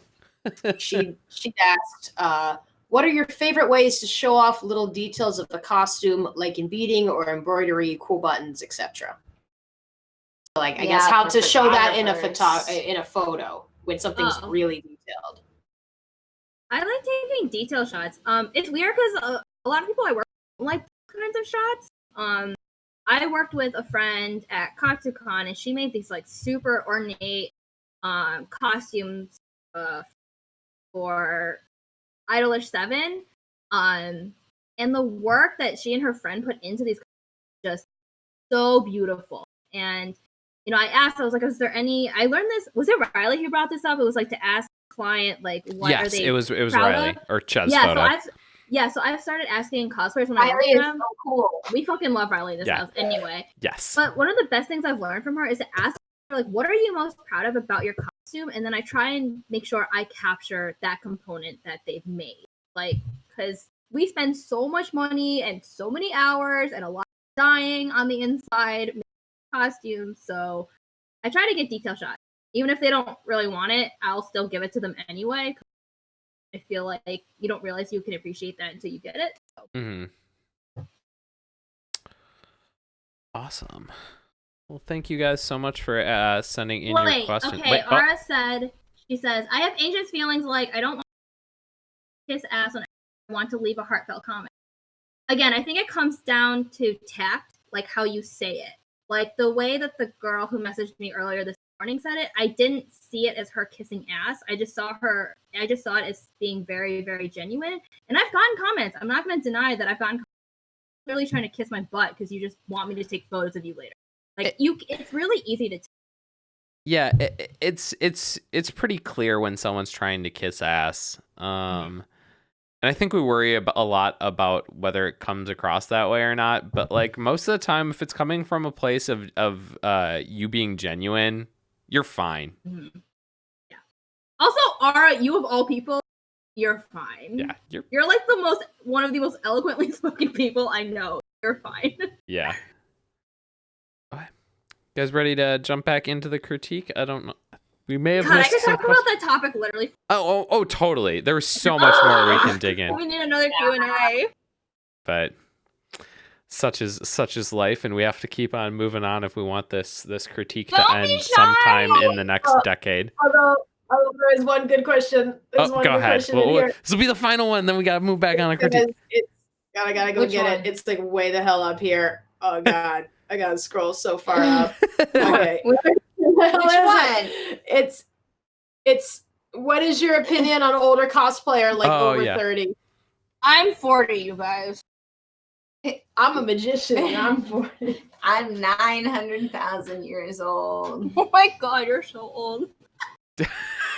No, Like, I thought that I was. don't know where this opinion came from that like nerd stuff is like for babies, and then you hit 30 and you like have kids and you start watching sports games and become boring. But like, I don't know. The first introduction to nerd, to like proper nerd stuff I had was my best friend in middle school. Her mom pulled out all of her like Star Trek zines printed on like paper and was like, "Look, girls." So I don't. Keep cosplaying, keep being nerdy. Yeah, There's no age. There's no age limit. And just wanted to say this: you can be into sports ball and be nerdy too. There's true. You can be Or nerdy you're about dumb. sports ball too. Like hell It's a yeah. fandom, and I Yeah. will. Okay. It's a fandom. There's cosplay. There's Yes. like a whole makeup thing.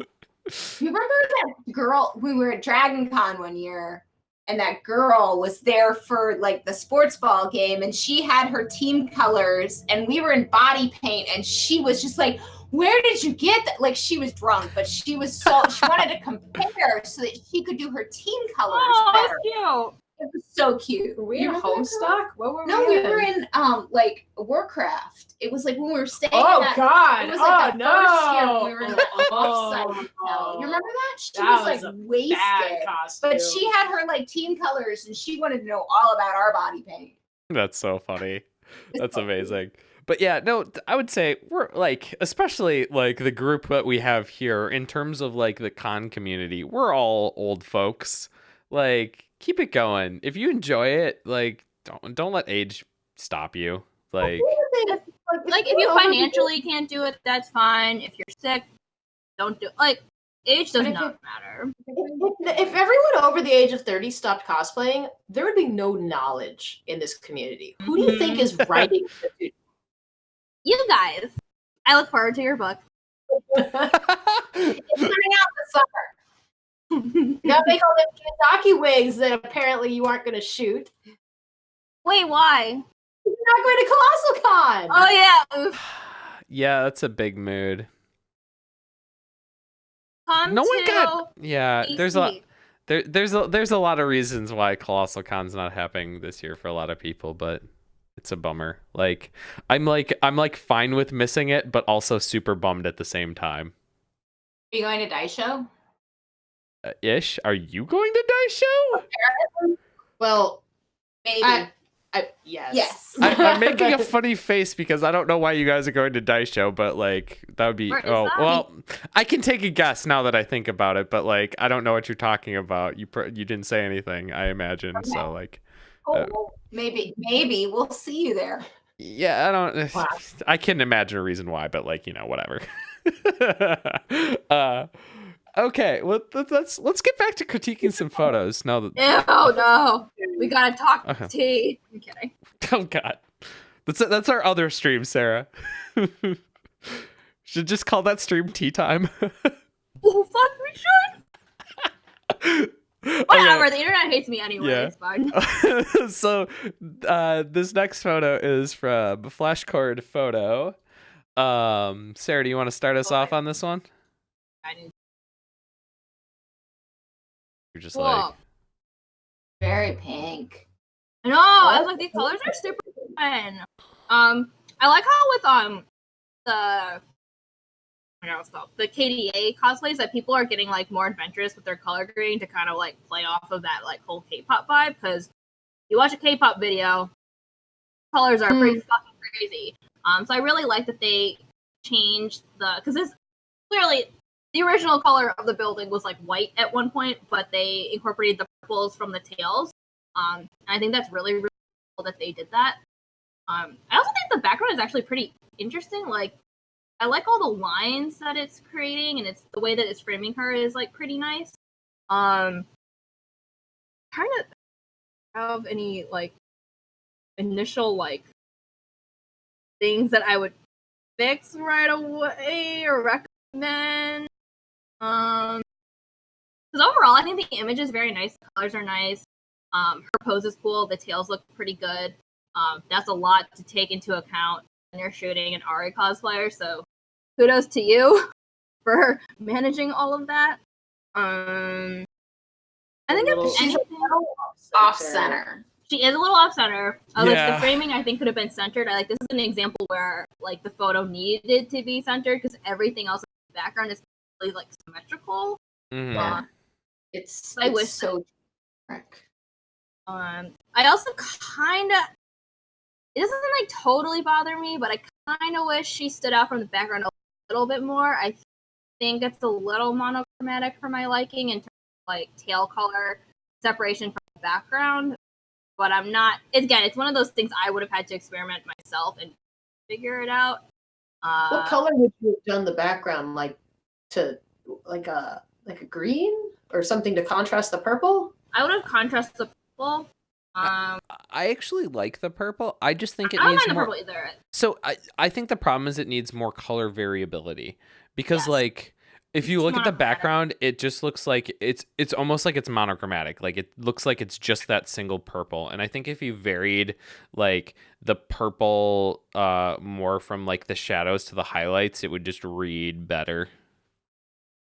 Oh, this is the Prudential Center. I'm like, I know where this is. I can't think of it, but I know where it is. Wait, where in the Pru is this? This is by the Cheesecake Factory. Like at that, so there's escalators behind her that go down into the street, wow. and then you go out. And How did they get nobody in this shot? So Oh, really? Yeah, like not even like a This is a condos. mall. Yeah, there's like a ton of normal people in this. Yeah. area. Wait, so where is this? It's in a It's mall where a Anime mall Boston in is held. Boston.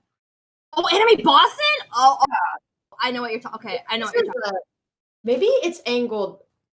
Oh, no, I don't know how there's no. I people mean, in this. Or yeah, it's without knowing the situation, it's hard to say. It's not ideal. Let me tell I've you. got a couple thoughts on this one. Maybe she ran in and they took Yeah. it real fast, and that's why she's not centered. I would explain why she's cut off below the knees Yeah. too, because you would see the escalators. Couple thoughts. One, I wish her like face was maybe turned a little bit more one way so that we got a little bit more definition in her jawline. I think if it was just turned a little bit more, I'd give her a bit more of a stronger jawline. That would work well. The other thing, I don't know if you guys noticed it. There's that texture in the background. Great. There's just like a texture overlay to this the background of this image. Oh, I thought it was noisy. And I thought it was I just don't- super you don't noisy need it. at first, and then I'm just like, I think that's just a texture that was overlaid, It is. and I am not feeling that texture at all. I would rather it just be removed because, like, yeah, this was taken at ISO 50, so that ain't grain. No, okay. Yeah. Yeah, it's not necessary. No, I would get rid of I it. don't know It's the pixelation on her green. body though. Yeah, Like on her thigh. Wait, what? yeah. If you I'm look at her looking. thigh, there's pixelation there. So Yeah, there is, but like that background should not be like that. Yeah. Like there is, I don't know. Something weird's going on, and I think it's a texture It's a overlay, textured background. but I don't know that for certain. But I'm pretty sure that's the case. It's definitely like a Yeah, paper texture of some kind. yeah. It's like something weird. There's too many like weird lines that don't coincide and are sharper than the background is, and yeah. I think if you wanted to do like an overlay texture is I think that since it is like the KDA tails are very jewel-like, I think it would have been neat to maybe do like a bokeh texture overlay if you wanted to add some kind of like depth or something. Flashcard says yes, it was a texture overlay. He says he flew too close to the sun. I will say I love the posing of her fingers. Like I Yeah, am her like hands are great. mesmerized Pretty- by her pretty hands. hands. And that's like honestly like people struggle so much with like pretty hands. I always Like- have like witch fingers. So like Stop. it's Everybody has to be like, relax your hands. What's wrong with you? I'm like, I got carpal tunnel. I've carpal tunnel. so, like, Carpal Like, tunnel. ugh.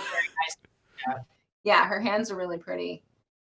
I think this might be a case where I don't like. It's hard to tell what she's going for with her facial expression. Yes.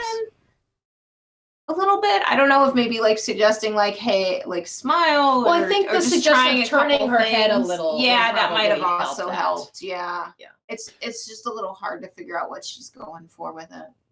I think she was trying to do the smart. Yeah, I Mm. think To be so as quite well. honest, which Head is on is really hard. hard to.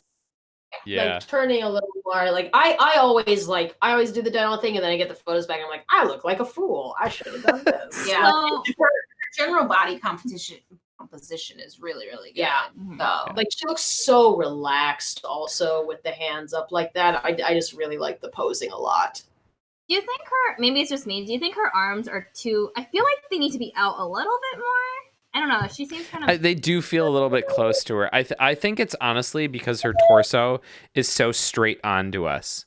I think if her torso was less straight, because like her legs have a nice, like the one in front of the other, that gives a real nice shape. But then her torso is like straight onto us. If like her right shoulder was back a little bit further, I think that would help with it a lot. Yeah, I it's like think her the one arms up in the bothering air me. is good. I think that if you wanted the front Yeah. one out more, that'd be okay. that's what but I like mean. I think this one is perfectly fine. I would also, if the tails didn't blend into the background so much, like that might help visually balance it as well.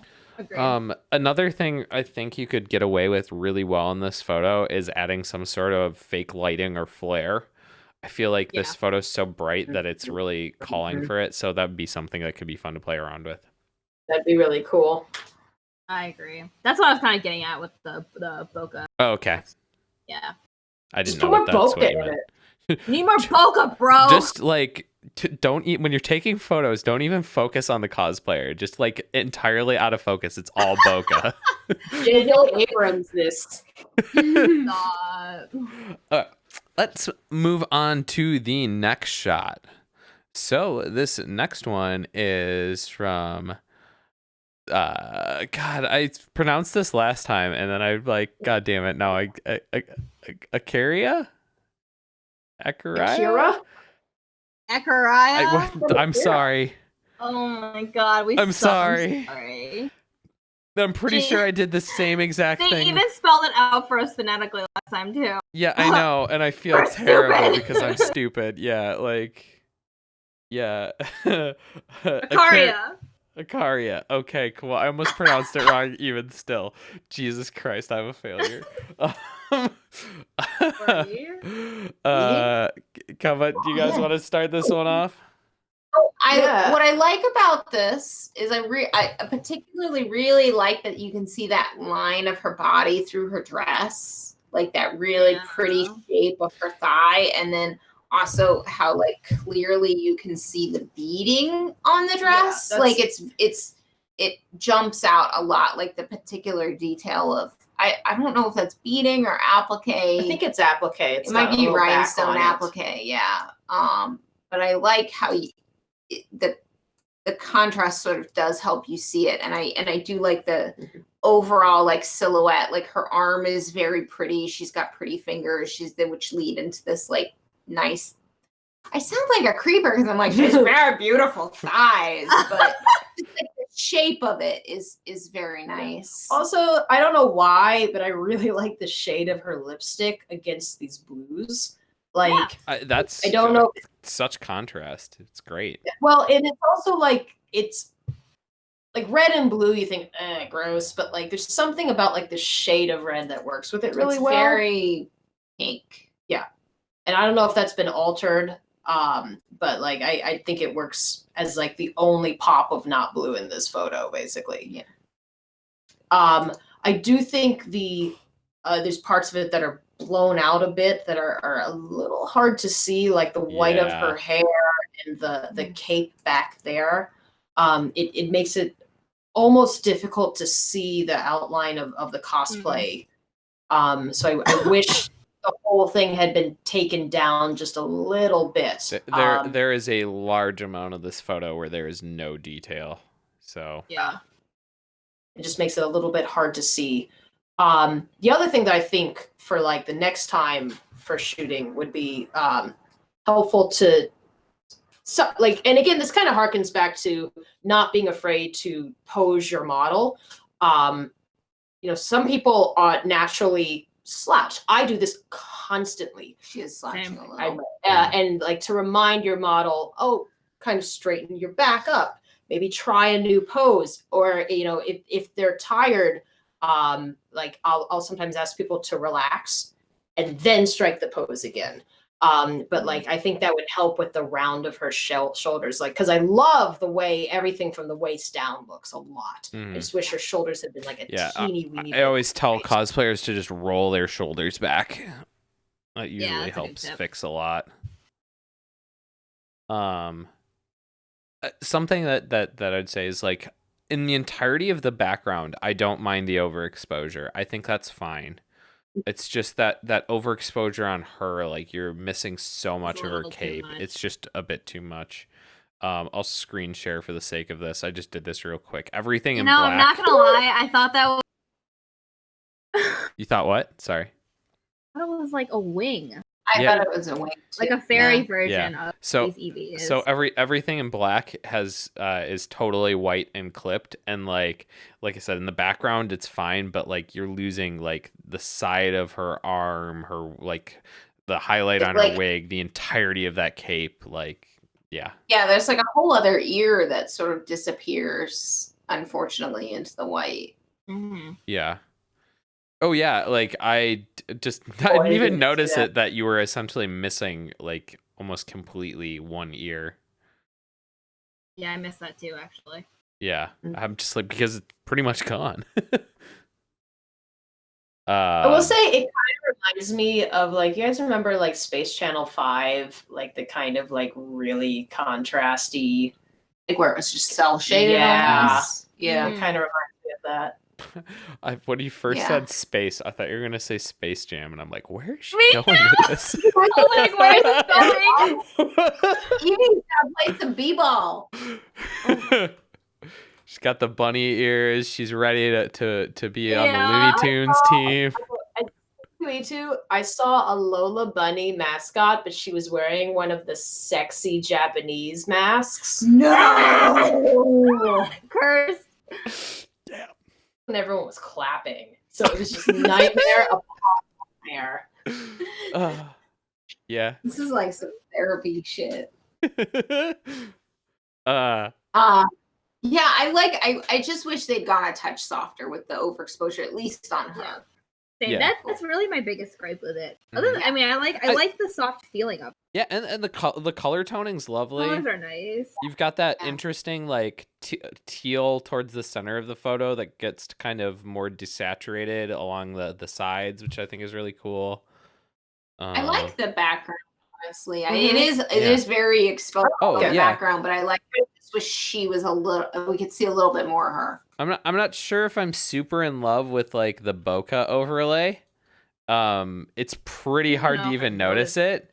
So in that case, my question: why use it at all if you have it so subtle? You can the most noticeable is it like down at the bottom of the photo. Yeah. But like there's an area like towards the top and towards the corner. I literally cannot even find it. It's at the bottom of her skirt. Yeah. Like at where the watermark is. Yeah. Kind of that foreground bokeh thing. I would also say that your watermark should be a little bit bigger. We had this exact same. Last time? Yeah, he submitted a photo before, and we had made the exact same comment. So I'm glad that when it was zoomed out, I honestly didn't even. I thought it was like a loose thread. So. Oh my god. Yeah. In the least mean way possible. Just like a little bit bigger because I can't see it. Yeah. So I think if you're gonna have it, like have it be there. Like it compared to last time, I only know it's there because that's where you put it. But yes. It's not. It's just right now. It's not really serving a purpose. It's just kind of there. So, at least make it. I feel like you should be able to see a watermark at the fully zoomed out. Like that's the whole point of it. Yes, so. entirely. Yeah. We went deep on him on this photo explicitly with the watermark last time. So I find it amazing that you're saying the exact same things that we were talking about. So thank you for validating us. He says in chat, fine. But like really, if you're gonna make it, that's not have it. Like it's not serving its purpose. The whole point of a watermark is to either identify yourself as just like, hey, I took this photo, or as a means to prevent your stuff from being stolen. And right now, it's not doing any of those things. Yeah, it was like if at that point you might as well just not have it. Yeah, exactly. Anyway, okay. Sorry. I think with that, let's move on to the next shot. This next one is from Bear Photo Buffalo. And let me grab That's a great name. Yes, it No, is. right? That's cute. She's cute. She's super cute. I think the framing of this shot is super duper nice. Right? It's just this like really like I don't want compact is the word that I'm thinking in my head, but just like it's just so the framing's really tight and yes, like there's not a lot. It's just a very lovely take on this. You know, there's not a lot of background to distract from, but it's working. It's all working very well. Her pose is great. Her smile is lovely. Like the initial look on this, I don't really have too many negative thoughts. The only thing I think maybe is that her pants, because the color they are, like pop the bottom of the photo a lot more than the top. But like that's just the yeah, they're drawn to orange first. Yeah. So the orange doesn't bother me. I'd be really curious to see some other poses with her though, because I feel like we're blocking a lot of the small of her waist, and I'd be curious to see if we can like what she might look like if a slightly different twist. Yeah, I would maybe. I think she did that to get the tracer on the leggings in the photo. But like maybe if she could have leaned back while she still had the tracer leg up, just to kind of, because usually that's the most flattering part of you usually. You get her elbow. Ideally, if you could get that elbow back a little bit to get a little bit of negative space in there, that would, I think, work well. She's a very like lovely girl. I know. It's a genuine and lovely expression. I think that's what sells this photo. Like, right? Like you tell this person to smile and it's real. It's not like smiling for a photo. Yeah. It's like this person like captures Tracer's personality perfectly. So good. Collar. Yeah, the collars like pop down and then pops back up. That would be one thing that, as a photographer, you would want to either have it all popped up or like turn that one corner. It just we didn't even touch on that actually when we were chatting earlier. You know, in addition to suggesting that your model try something more flattering. Yeah. If the cosplayer doesn't have a helper, if you see something like that, it's so great when a photographer goes, "Oh God, your wig is flipped up," or something like that. Because you don't always have a helper with you, so that's tough to realize something like that's happening on your costume. I love how all the details pop on this though, like all her little patches and the text. Overall, the colors, like and the sharpness and just everything. It's very well balanced. Yeah, it's one of those photos that it's like one of those things where the shot's not going to be like your like #1 wow portfolio shot, but like for what it's trying to do, I think it pretty much nails most of the things. Like, I don't think anybody would be unhappy getting a photo like this. Totally not. Everybody would be happy with. Oh, it's this mink.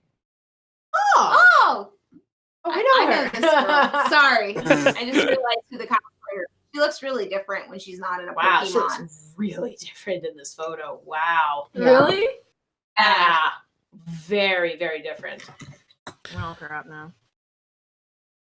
Which is fine. This is also another photo that would be really good on Instagram. Yeah, this is a very good Instagram photo. I would. Oh my God! Wait, what? Right? She doesn't look like her at all. Oh my God! I didn't. Wow, she looks so different. Right? Oh, I'm shocked. Very weird. Well, I will take your guys' word for it. I would not think this is the same person at all. Oh, but you know, she smiles like this. Yeah. Yeah, now that I see her smile in other photos, I get it. But like the first photos I saw of her were of her, and now I'm just kind of like, how is the same person? Damn, that's cool. Cute. Sorry. I like it. It's a cute photo. I like the photo. I would post it. Yeah, I give it a 2. I think to me the real highlight of this photo is the cosplayer. Like, there's not a lot of like, oh, look at this beautiful photo. It's like, look at this awesome cosplayer, and that's great, and cosplayers are gonna love that. Okay, let's move on to the next shot. Okay, this next one is from Luminous News. Cool. I like how there's like a lot of portraits this time around. Yes, this is more zoomed in than we normally see. Yeah, I think cool. it's cool. It's just like I really like portraits and like more headshots or detail shots, and I know like sometimes cosplayers don't like that because it doesn't show off like the entirety of their costume, but it's cool to see more of these. Yeah, so I like this portrait of this. Oh my god, what's this called? Don't tell me Venomoth. Venomoth. It's Venomoth. It's you. It's Pikachu. Yeah, it is Pikachu. Yeah.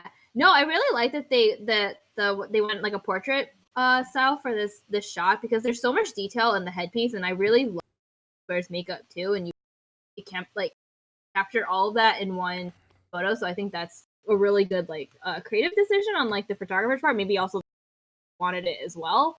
One thing though is I know why it's cropped, not cropped, but why the composition is the way that it is, because I know you wanted like full headpiece, but I think in this case there's too much headroom at the top, and I kind of wish it had gone down a little more. Another thing I'm not sure, is she looking up? Like, no, I think she's looking at you. She's looking at you. If she had lifted her chin a little bit, it would have tilted the headpiece back though, so you would have gotten more. Yeah, I think you can crop it though. Like I'm not bothered by it. I know why you're saying that, Sarah. I think it's because when you look at her eyes, her eye position looks a little bit different. Like if you kind of like look at her like lid compared to her eye, they're like just look slightly different per eye. And that can just happen. It looks like the photographer's shooting slightly down. Yeah. Or maybe she's just like, maybe her chin's out a little too much. I think it's also that something that I often like to do, that because this is just something that just happens naturally, is when like the eyes feel like they're not lining up, because I feel like her left eye, our viewer's right, is looking right at the camera, but the left one isn't. It's a really easy clone fix to just clone one eye onto the other eye, and no one will ever notice. So that's personally what I would try and do. I would notice, but I would appreciate you doing that. It's my face. I would notice. But it would be a good choice. Yeah. Do you want to say though? I kind of wish there was a little more retouching photo, like not like a crap ton amount, but just kind of like cleaning up the eye makeup a little bit, like and burning it a bit, just to like enhance the colors a bit more so they pop, because she very clearly spent a lot of time on the makeup look that she was going for, so I kind of wish it was just enhanced a little bit in Photoshop just to really like make it pop a bit more. I also think this image overall could benefit from just some very light dodging and burning just in general, just to give it a little more depth. I think the lighting's and also there. because it's really nice. Yeah, the lighting's great. It's just I think it's a little for lack of a better term, it feels a little straight out of camera for me. Again, that's just me personally. I like color grading my photos. So like, and also because it's Pokemon, and my mindset is also kind of like be a little more adventurous with colors, because the series is so fun and colorful to begin with that you're literally given the subject matter that allows you to be a little more experimental. But maybe this photographer's new. I don't know. Like, playing with color is like really scary. Trust me, I know. Yeah. I think this one's just screaming for like it would be an easy-ish dodge and burn to really have that pop, and that's why I'm just like, ooh, it looks so cool. I really like the tone of her skin versus the purple. Like I like how you have this really warm, buttery, like yellowy. Is it yellowy pink? It's a different. Well, the shadows Peachy. pink. Yeah, and then this peachy, beautiful skin versus the purples, and I almost wish that they had tinted like the part of the background that isn't her wings a little more warm, so then you would just have like the purples and the peaches, because it looks a little like boring compared to all the other pretty colors in the photo. She is also very slightly off center. I think as much. It's funny. I'm trying. Yeah, she's slightly off center, but you know what bothers me the most about it is just the headpiece, because I think the headpiece is like, just the headpiece. like her face is like slightly off center, but that's not actually what gets me. It's just that headpiece that really, because it's pointing in a direction. Yeah. But and then of course you can always like clean up the. I know Ara in chat mentioned she'd like to see the shadows deepened a little bit, and I'd agree with that. Like, there's the lighting's there, and oftentimes when you have good lighting, like it's really easy to like deepen the shadows and really add a lot more contrast without making things look bad. And I think you have that in this image, so I think you could play with this one a lot. Okay. I'm going to point out one thing for cosplayers. This is not necessarily a photographer thing, but like we always forget to take our rings off all the time.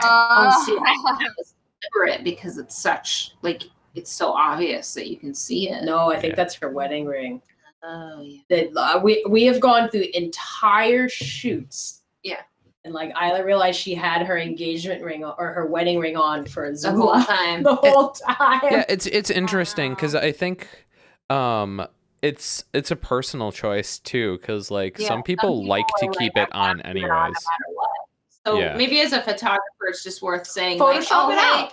Shop it out. Or I mean, what some cosplayers are like, I want my ring on because I always want my.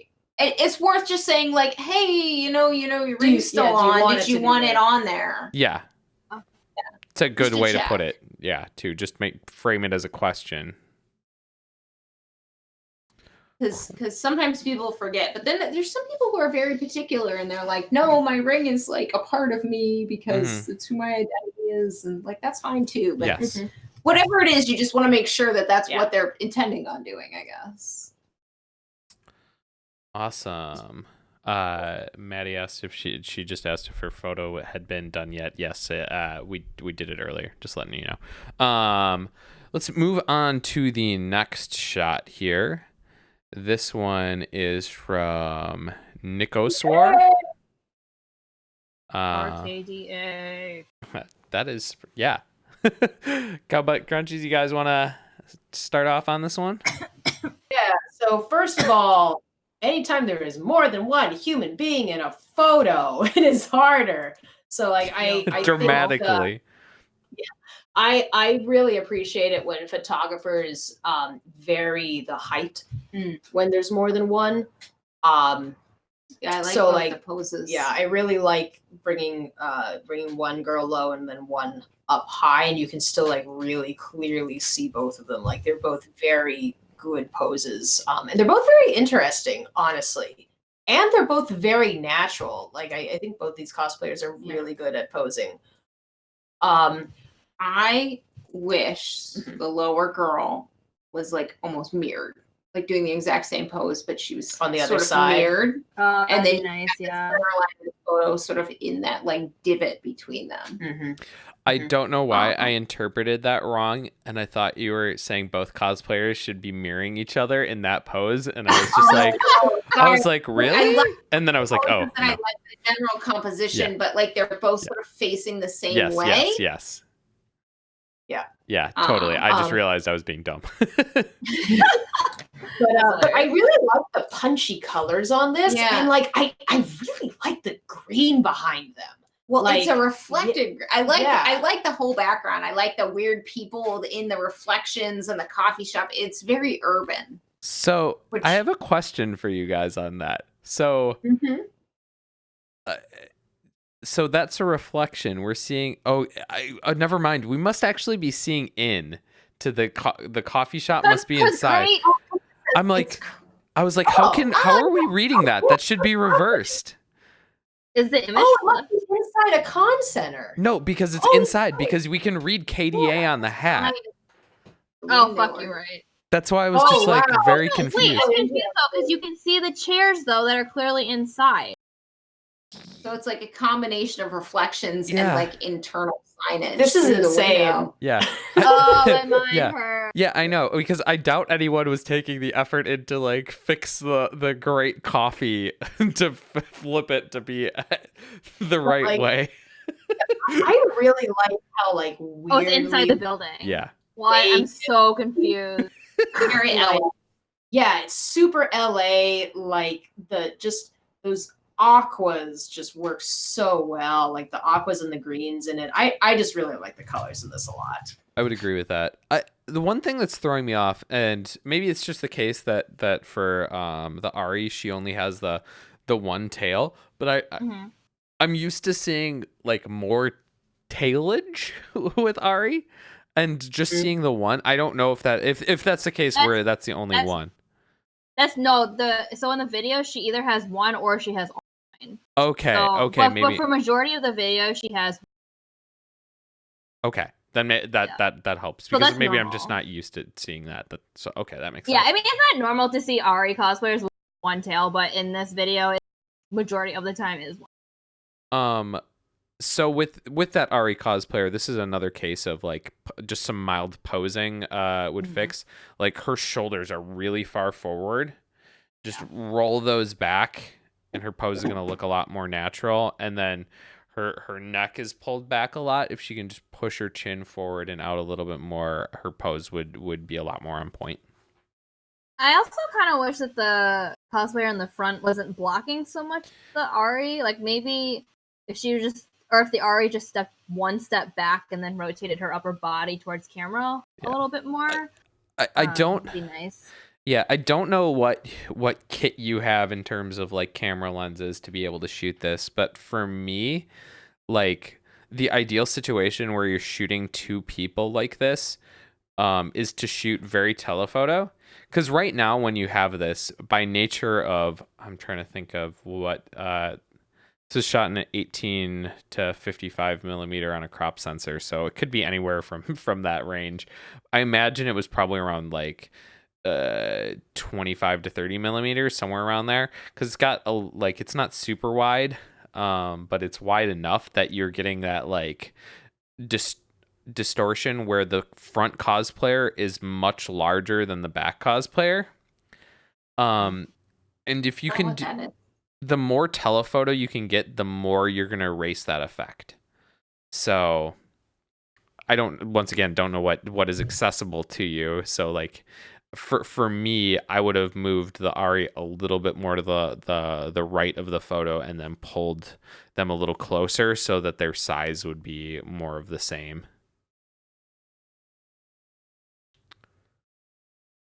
Any other thoughts on this one?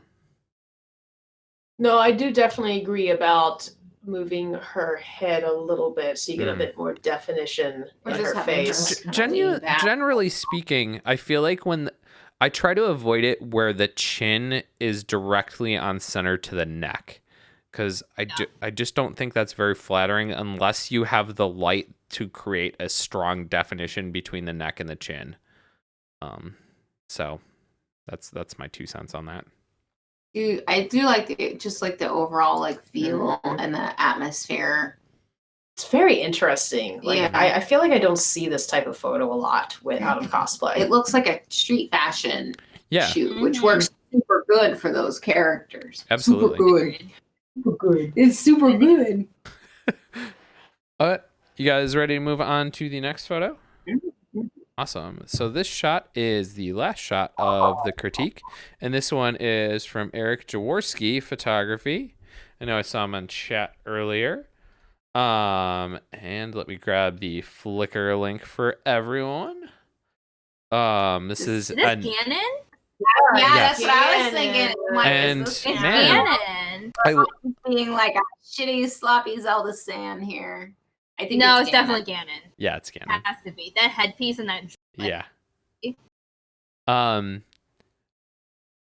This is another C2E2 photo, and I love how much C2E2 shots we've gotten. That's cool. What? I Must be say as a afterwards. person who saw approximately like 6% of C2E2. This was when we went outside and we shot kind of against that I don't know what to call that area. It was very close to where we shot outside. There was this big pillar sculpture thing that she's sitting on. And I just think the lighting is super nice on this shot. Like because the lighting's so nice, like the colors pop a ton, and she just kind of like really pops off this shot.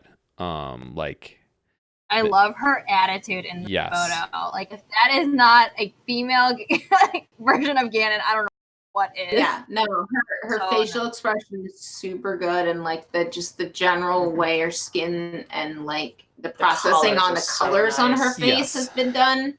Like, So what are those contacts? Those are crazy. those are I know, great. these contacts are great. I'm like, what are these? I need these. It's she's definitely a Gerudo, like you can tell. Yeah, it's like the facial expression is living somewhere between sassy and sinister, and I like it. It's so perfect. Like, I don't understand how she.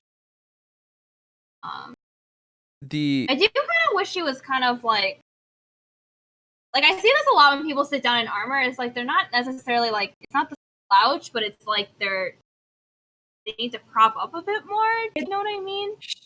Her Posed very belt is like blocky. floating up on Yeah, her. so there's a lot is. there's a lot of things going on here. One, the photo's not, it was taken at an angle.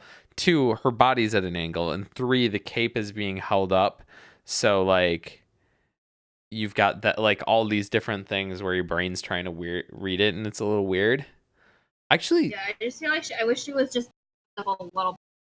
I don't know. Her torso just feels very shortened. I think it's that her legs are directly in front of her body. If her legs were slightly like if you took this shot and you moved like half a foot to your right so that her legs were slightly off from her body, I think it would work perfectly. I actually really love how her hand that's supporting her weight is coming off her body. Like I think that like it's one of those subtle details that really kills it in the posing game there.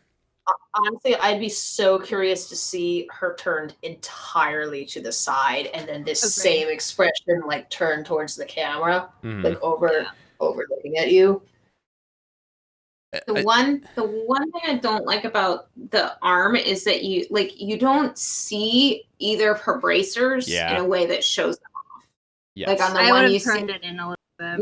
yeah, even like had her twist it on her arm so that you see a little bit more, but you see the tie, which like good on her for having ties that like match, because yeah, right. Costumes where that would be a disaster shot, but it would be nice to see the bracers. Yeah. And I know I've done that before with people, where like even though it's like technically not correct, but it looks better in the photo, I'll like turn the bracer a little bit more towards camera so I can at least see it. Yeah, those things just float on your arm, just twist it a little bit. Yeah. I also don't know how I feel about the cape being pulled out like that. It should have been a flip. I don't think it should be like pulled out. It feels fake. I actually think it could have just draped too. Like I don't think it needs to. Especially because like right now, to me, I'm getting like the need to like digitally iron this cape, which I don't think you'd need if it was draped. I think it's That's she on the was sitting. cosplayers. Well, no, I think she was sitting on it. You see how the rest of it's fine? It's just the part close to her body. Yes. Yeah. So like she ironed it before going down. Oh, totally. But there's some digital ironing. Like if this were my shot, I would definitely have done some digital ironing. Yeah, honestly, yeah. If it was just like draped out on either side of her, Like, I think that would be so much more powerful. Yes. Agreed. To have it symmetrical. Yeah, Parth mentions an interesting comment that I often feel kind of conflicted about is when the cape has a ton of movement, but the hair does not. It's not accurate, and I'm guilty of this all the yeah, fucking time. I've done that before, but it does feel like a little mind confusing. How do you guys do that though? Because like I've had cape flips all the time, but I have never had except for your big ass braid. No one ever. I'll let you in flips on a their little hair. secret. We don't. I don't have enough people to help. Yeah. That I mean, there's also a difference between like a standing power pose where you have a cape flip, or like maybe like a medium wind, and like she's sitting. Like it doesn't like the problem with the cape drape is there's no wind that would do that. Yeah. In the position, in the situation that she's sitting in. So it is an artificial drape. Elusive Ilori in the chat says cosplayers are addicted to cape flips. You know what? They look Hell good. yeah. Hell yeah, they are. great. Ain't nothing bad about that. In terms of the hair, I had like 6 yards of a cape just so that it would hang there. Something I want to bring up that I really enjoy in this photo is the texture. I really dig the texture in the background, where like the corner of like where she has her hand resting and then that front side falling off, that corner, the texture in that like concrete is just really good, and I really like it. I know that's maybe a weird thing to really enjoy in this photo, but I do. No, it fits the whole like Naruto Ganon thing. Yeah, it's got like a bit of it adds a grungy feel to the photo, even though the photo isn't really grungy. All the colors work with her so well. Like it reminds me of sand, which is like perfect for the character.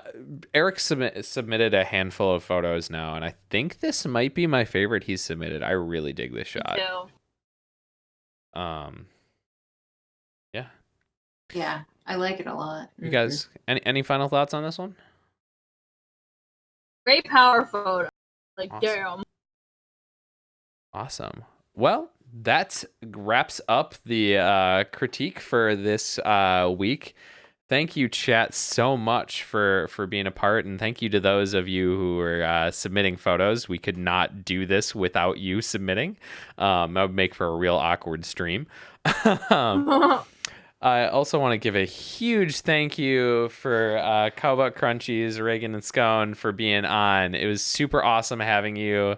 It was just an absolute pleasure. Thank you both so much for being on. Thank you guys. This was a lot of fun. Yay! So I hope you guys had fun. So where can people follow you and keep up with your work? An unfortunate number of places. Cowbutt Crunchies. Yeah, so on like every social media except for Twitter, where it's Cowbutt Crunchy because there's a character limit. Oh, is that why? Yeah. Oh my god, I was like, what? No one does that. It's always 16, except on Twitter, where it's 15. I mean, they're the ones that have like the limit on tweets, so you know. I know. But like we're primarily most active on Instagram. But like I'm trying to get better at Twitter. We also have a Patreon if you like longer tutorials and donating to cat rescues, which is where all of our cash monies goes. What else have we got? I don't know. We have just follow Instagram. Yeah, just search Cowbutt Crunchies on the Googs and you'll find the many links to many things. I definitely recommend them on Instagram. Yeah, I definitely recommend them on any platform. That's true. That's true. Is there any upcoming cons that you're attending that people might be able to say hey to you guys at? Well, we will be featured cosplayers at Anime Boston, which is coming up. Which we actually staff for late this month. and then we are Probably Colossal Con's next. Colossal Con we are going, and then Cosplay America we are guesting at, and that is over 4th of July weekend. And that I'll see you there. Yeah. if you are into cosplay as a creative like maker medium, it's a super it's super good. It's all cosplay. The entire con is like cosplay education. It's super small, great. so it's And really small, like you get a lot personal. of one-on-one. I highly recommend. Yay. We will have a party, Miss Sarah. Sarah, last year we tried to go to the rave, but it shut down because no one was there. So we just went back to I our don't room. do rave. We're in our room. That triggers my anxiety. Oh my god. Come to our room and have a rave with us.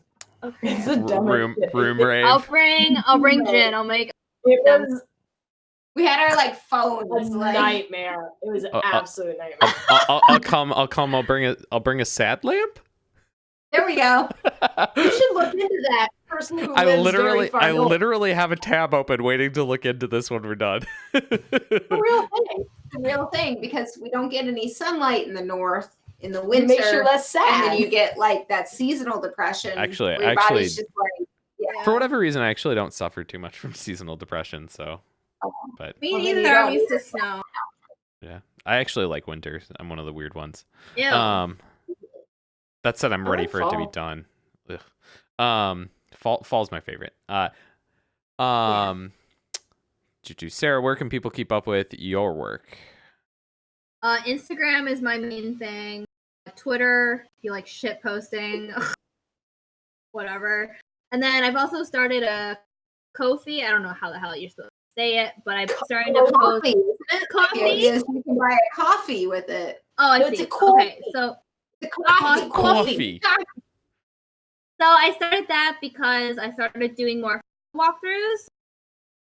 I also just recently posted. I vectored out numbers for The Promised Neverland. So kind of like my dump place to do tutorials, various things I can maybe provide to the community to some extent. You know, Awesome. Instagram. Yeah, and Instagram. And you can find me on Facebook at Vontography, on Instagram at Vontog, and obviously on Twitch at Vontography. If you didn't know that, that would be awkward. Right. So my next con will be Anime Central, so that's next month. Hit me up. I'll be doing a lot of stuff there. So I'm Go ahead, Sarah. I'll say my cons after you're done. Okay. No, I'm planning on doing the open shoot meetup again. So if that's something you've heard about and you're interested in, I will be posting about that soon, as well as I'll be opening bookings for ASEN real soon. Haven't heard of it. What is that? So it's an idea that a friend started and I kind of took over at Anime Central. So we have an hour that we set aside where I try to get myself and pretty much like a lot of the other photographers that I know and trust are reputable in the Midwest community. And we were like, we're all going to be here for 1 hour. If you're a cosplayer, you can come and we will shoot with you, and you can go through and shoot with a bunch of cosplay photographers. They won't be like the most elaborate shots, and we'll be repeating a lot of the same setups, but it's a great way to work with a lot of different cosplay photographers and a lot of different cosplayers That's such a good idea. in a short period of time. It's worked out great. I've heard a bunch of cosplayers that have met new photographers and vice versa that have worked with each other a bunch or become friends. So we're gonna keep that ball rolling. So I'll be posting about that soon. Awesome. Sarah? Oh, my next con is Fanime. I'm not booking. Please stop asking me. And then I think after that is Otakon. Cosplay America. Cosplay America. Is that before Otakon? Cosplay America's 4th of July weekend. Yeah, when the fuck's Otakon? Well, Otakon is ass into Otakon June. is usually in late July/August. oh, okay. So then Cosplay America. Yeah, and then Otakon. I might try your meetup thing, Andrew. It's a great idea. Honestly, the biggest thing is like I try to reach it out to like everyone that I know. Elusive Eloria asks, any chance of me checking out Cosplay America? Man. So many I have room. If someone wants to pay for me to go, then I will go. But that's the. It's not the lack of wanting to go to things; it's the lack of funding to go to things. So if you guys donate and sub, maybe I'll be able to go. But as of the moment, then it's Honestly, not in the I can cards. go because I can drive. Yeah, I don't have to pay for plane tickets. yeah. Also, Jin's gonna be there. That's really my. I would love to come, but yeah, it's just a financial thing. Keeping that in mind, if you're enjoying these streams, please consider subscribing or donating. They help a lot. They're not mandatory by any means. So if you can and you're enjoying it, just consider it. It helps us keep doing this thing. And if you have Amazon Prime, you have Twitch Prime, which means you have one free sub per month to give whatever streamer that you want. And why not me? But if you have Amazon Prime and you're not using Twitch Prime, please do fix that and give it to whatever streamer you enjoy most. Thank you, audience, again for being here for this stream. You chatting along with us makes us super fun time. Thank you, Cowbutt Crunchies, for being on again. It was an absolute pleasure. And I think we are ready to call it a night. Have an awesome rest of your evening, folks. And as always, think about what you put out in the world. Make it a better place. Good night. Bye.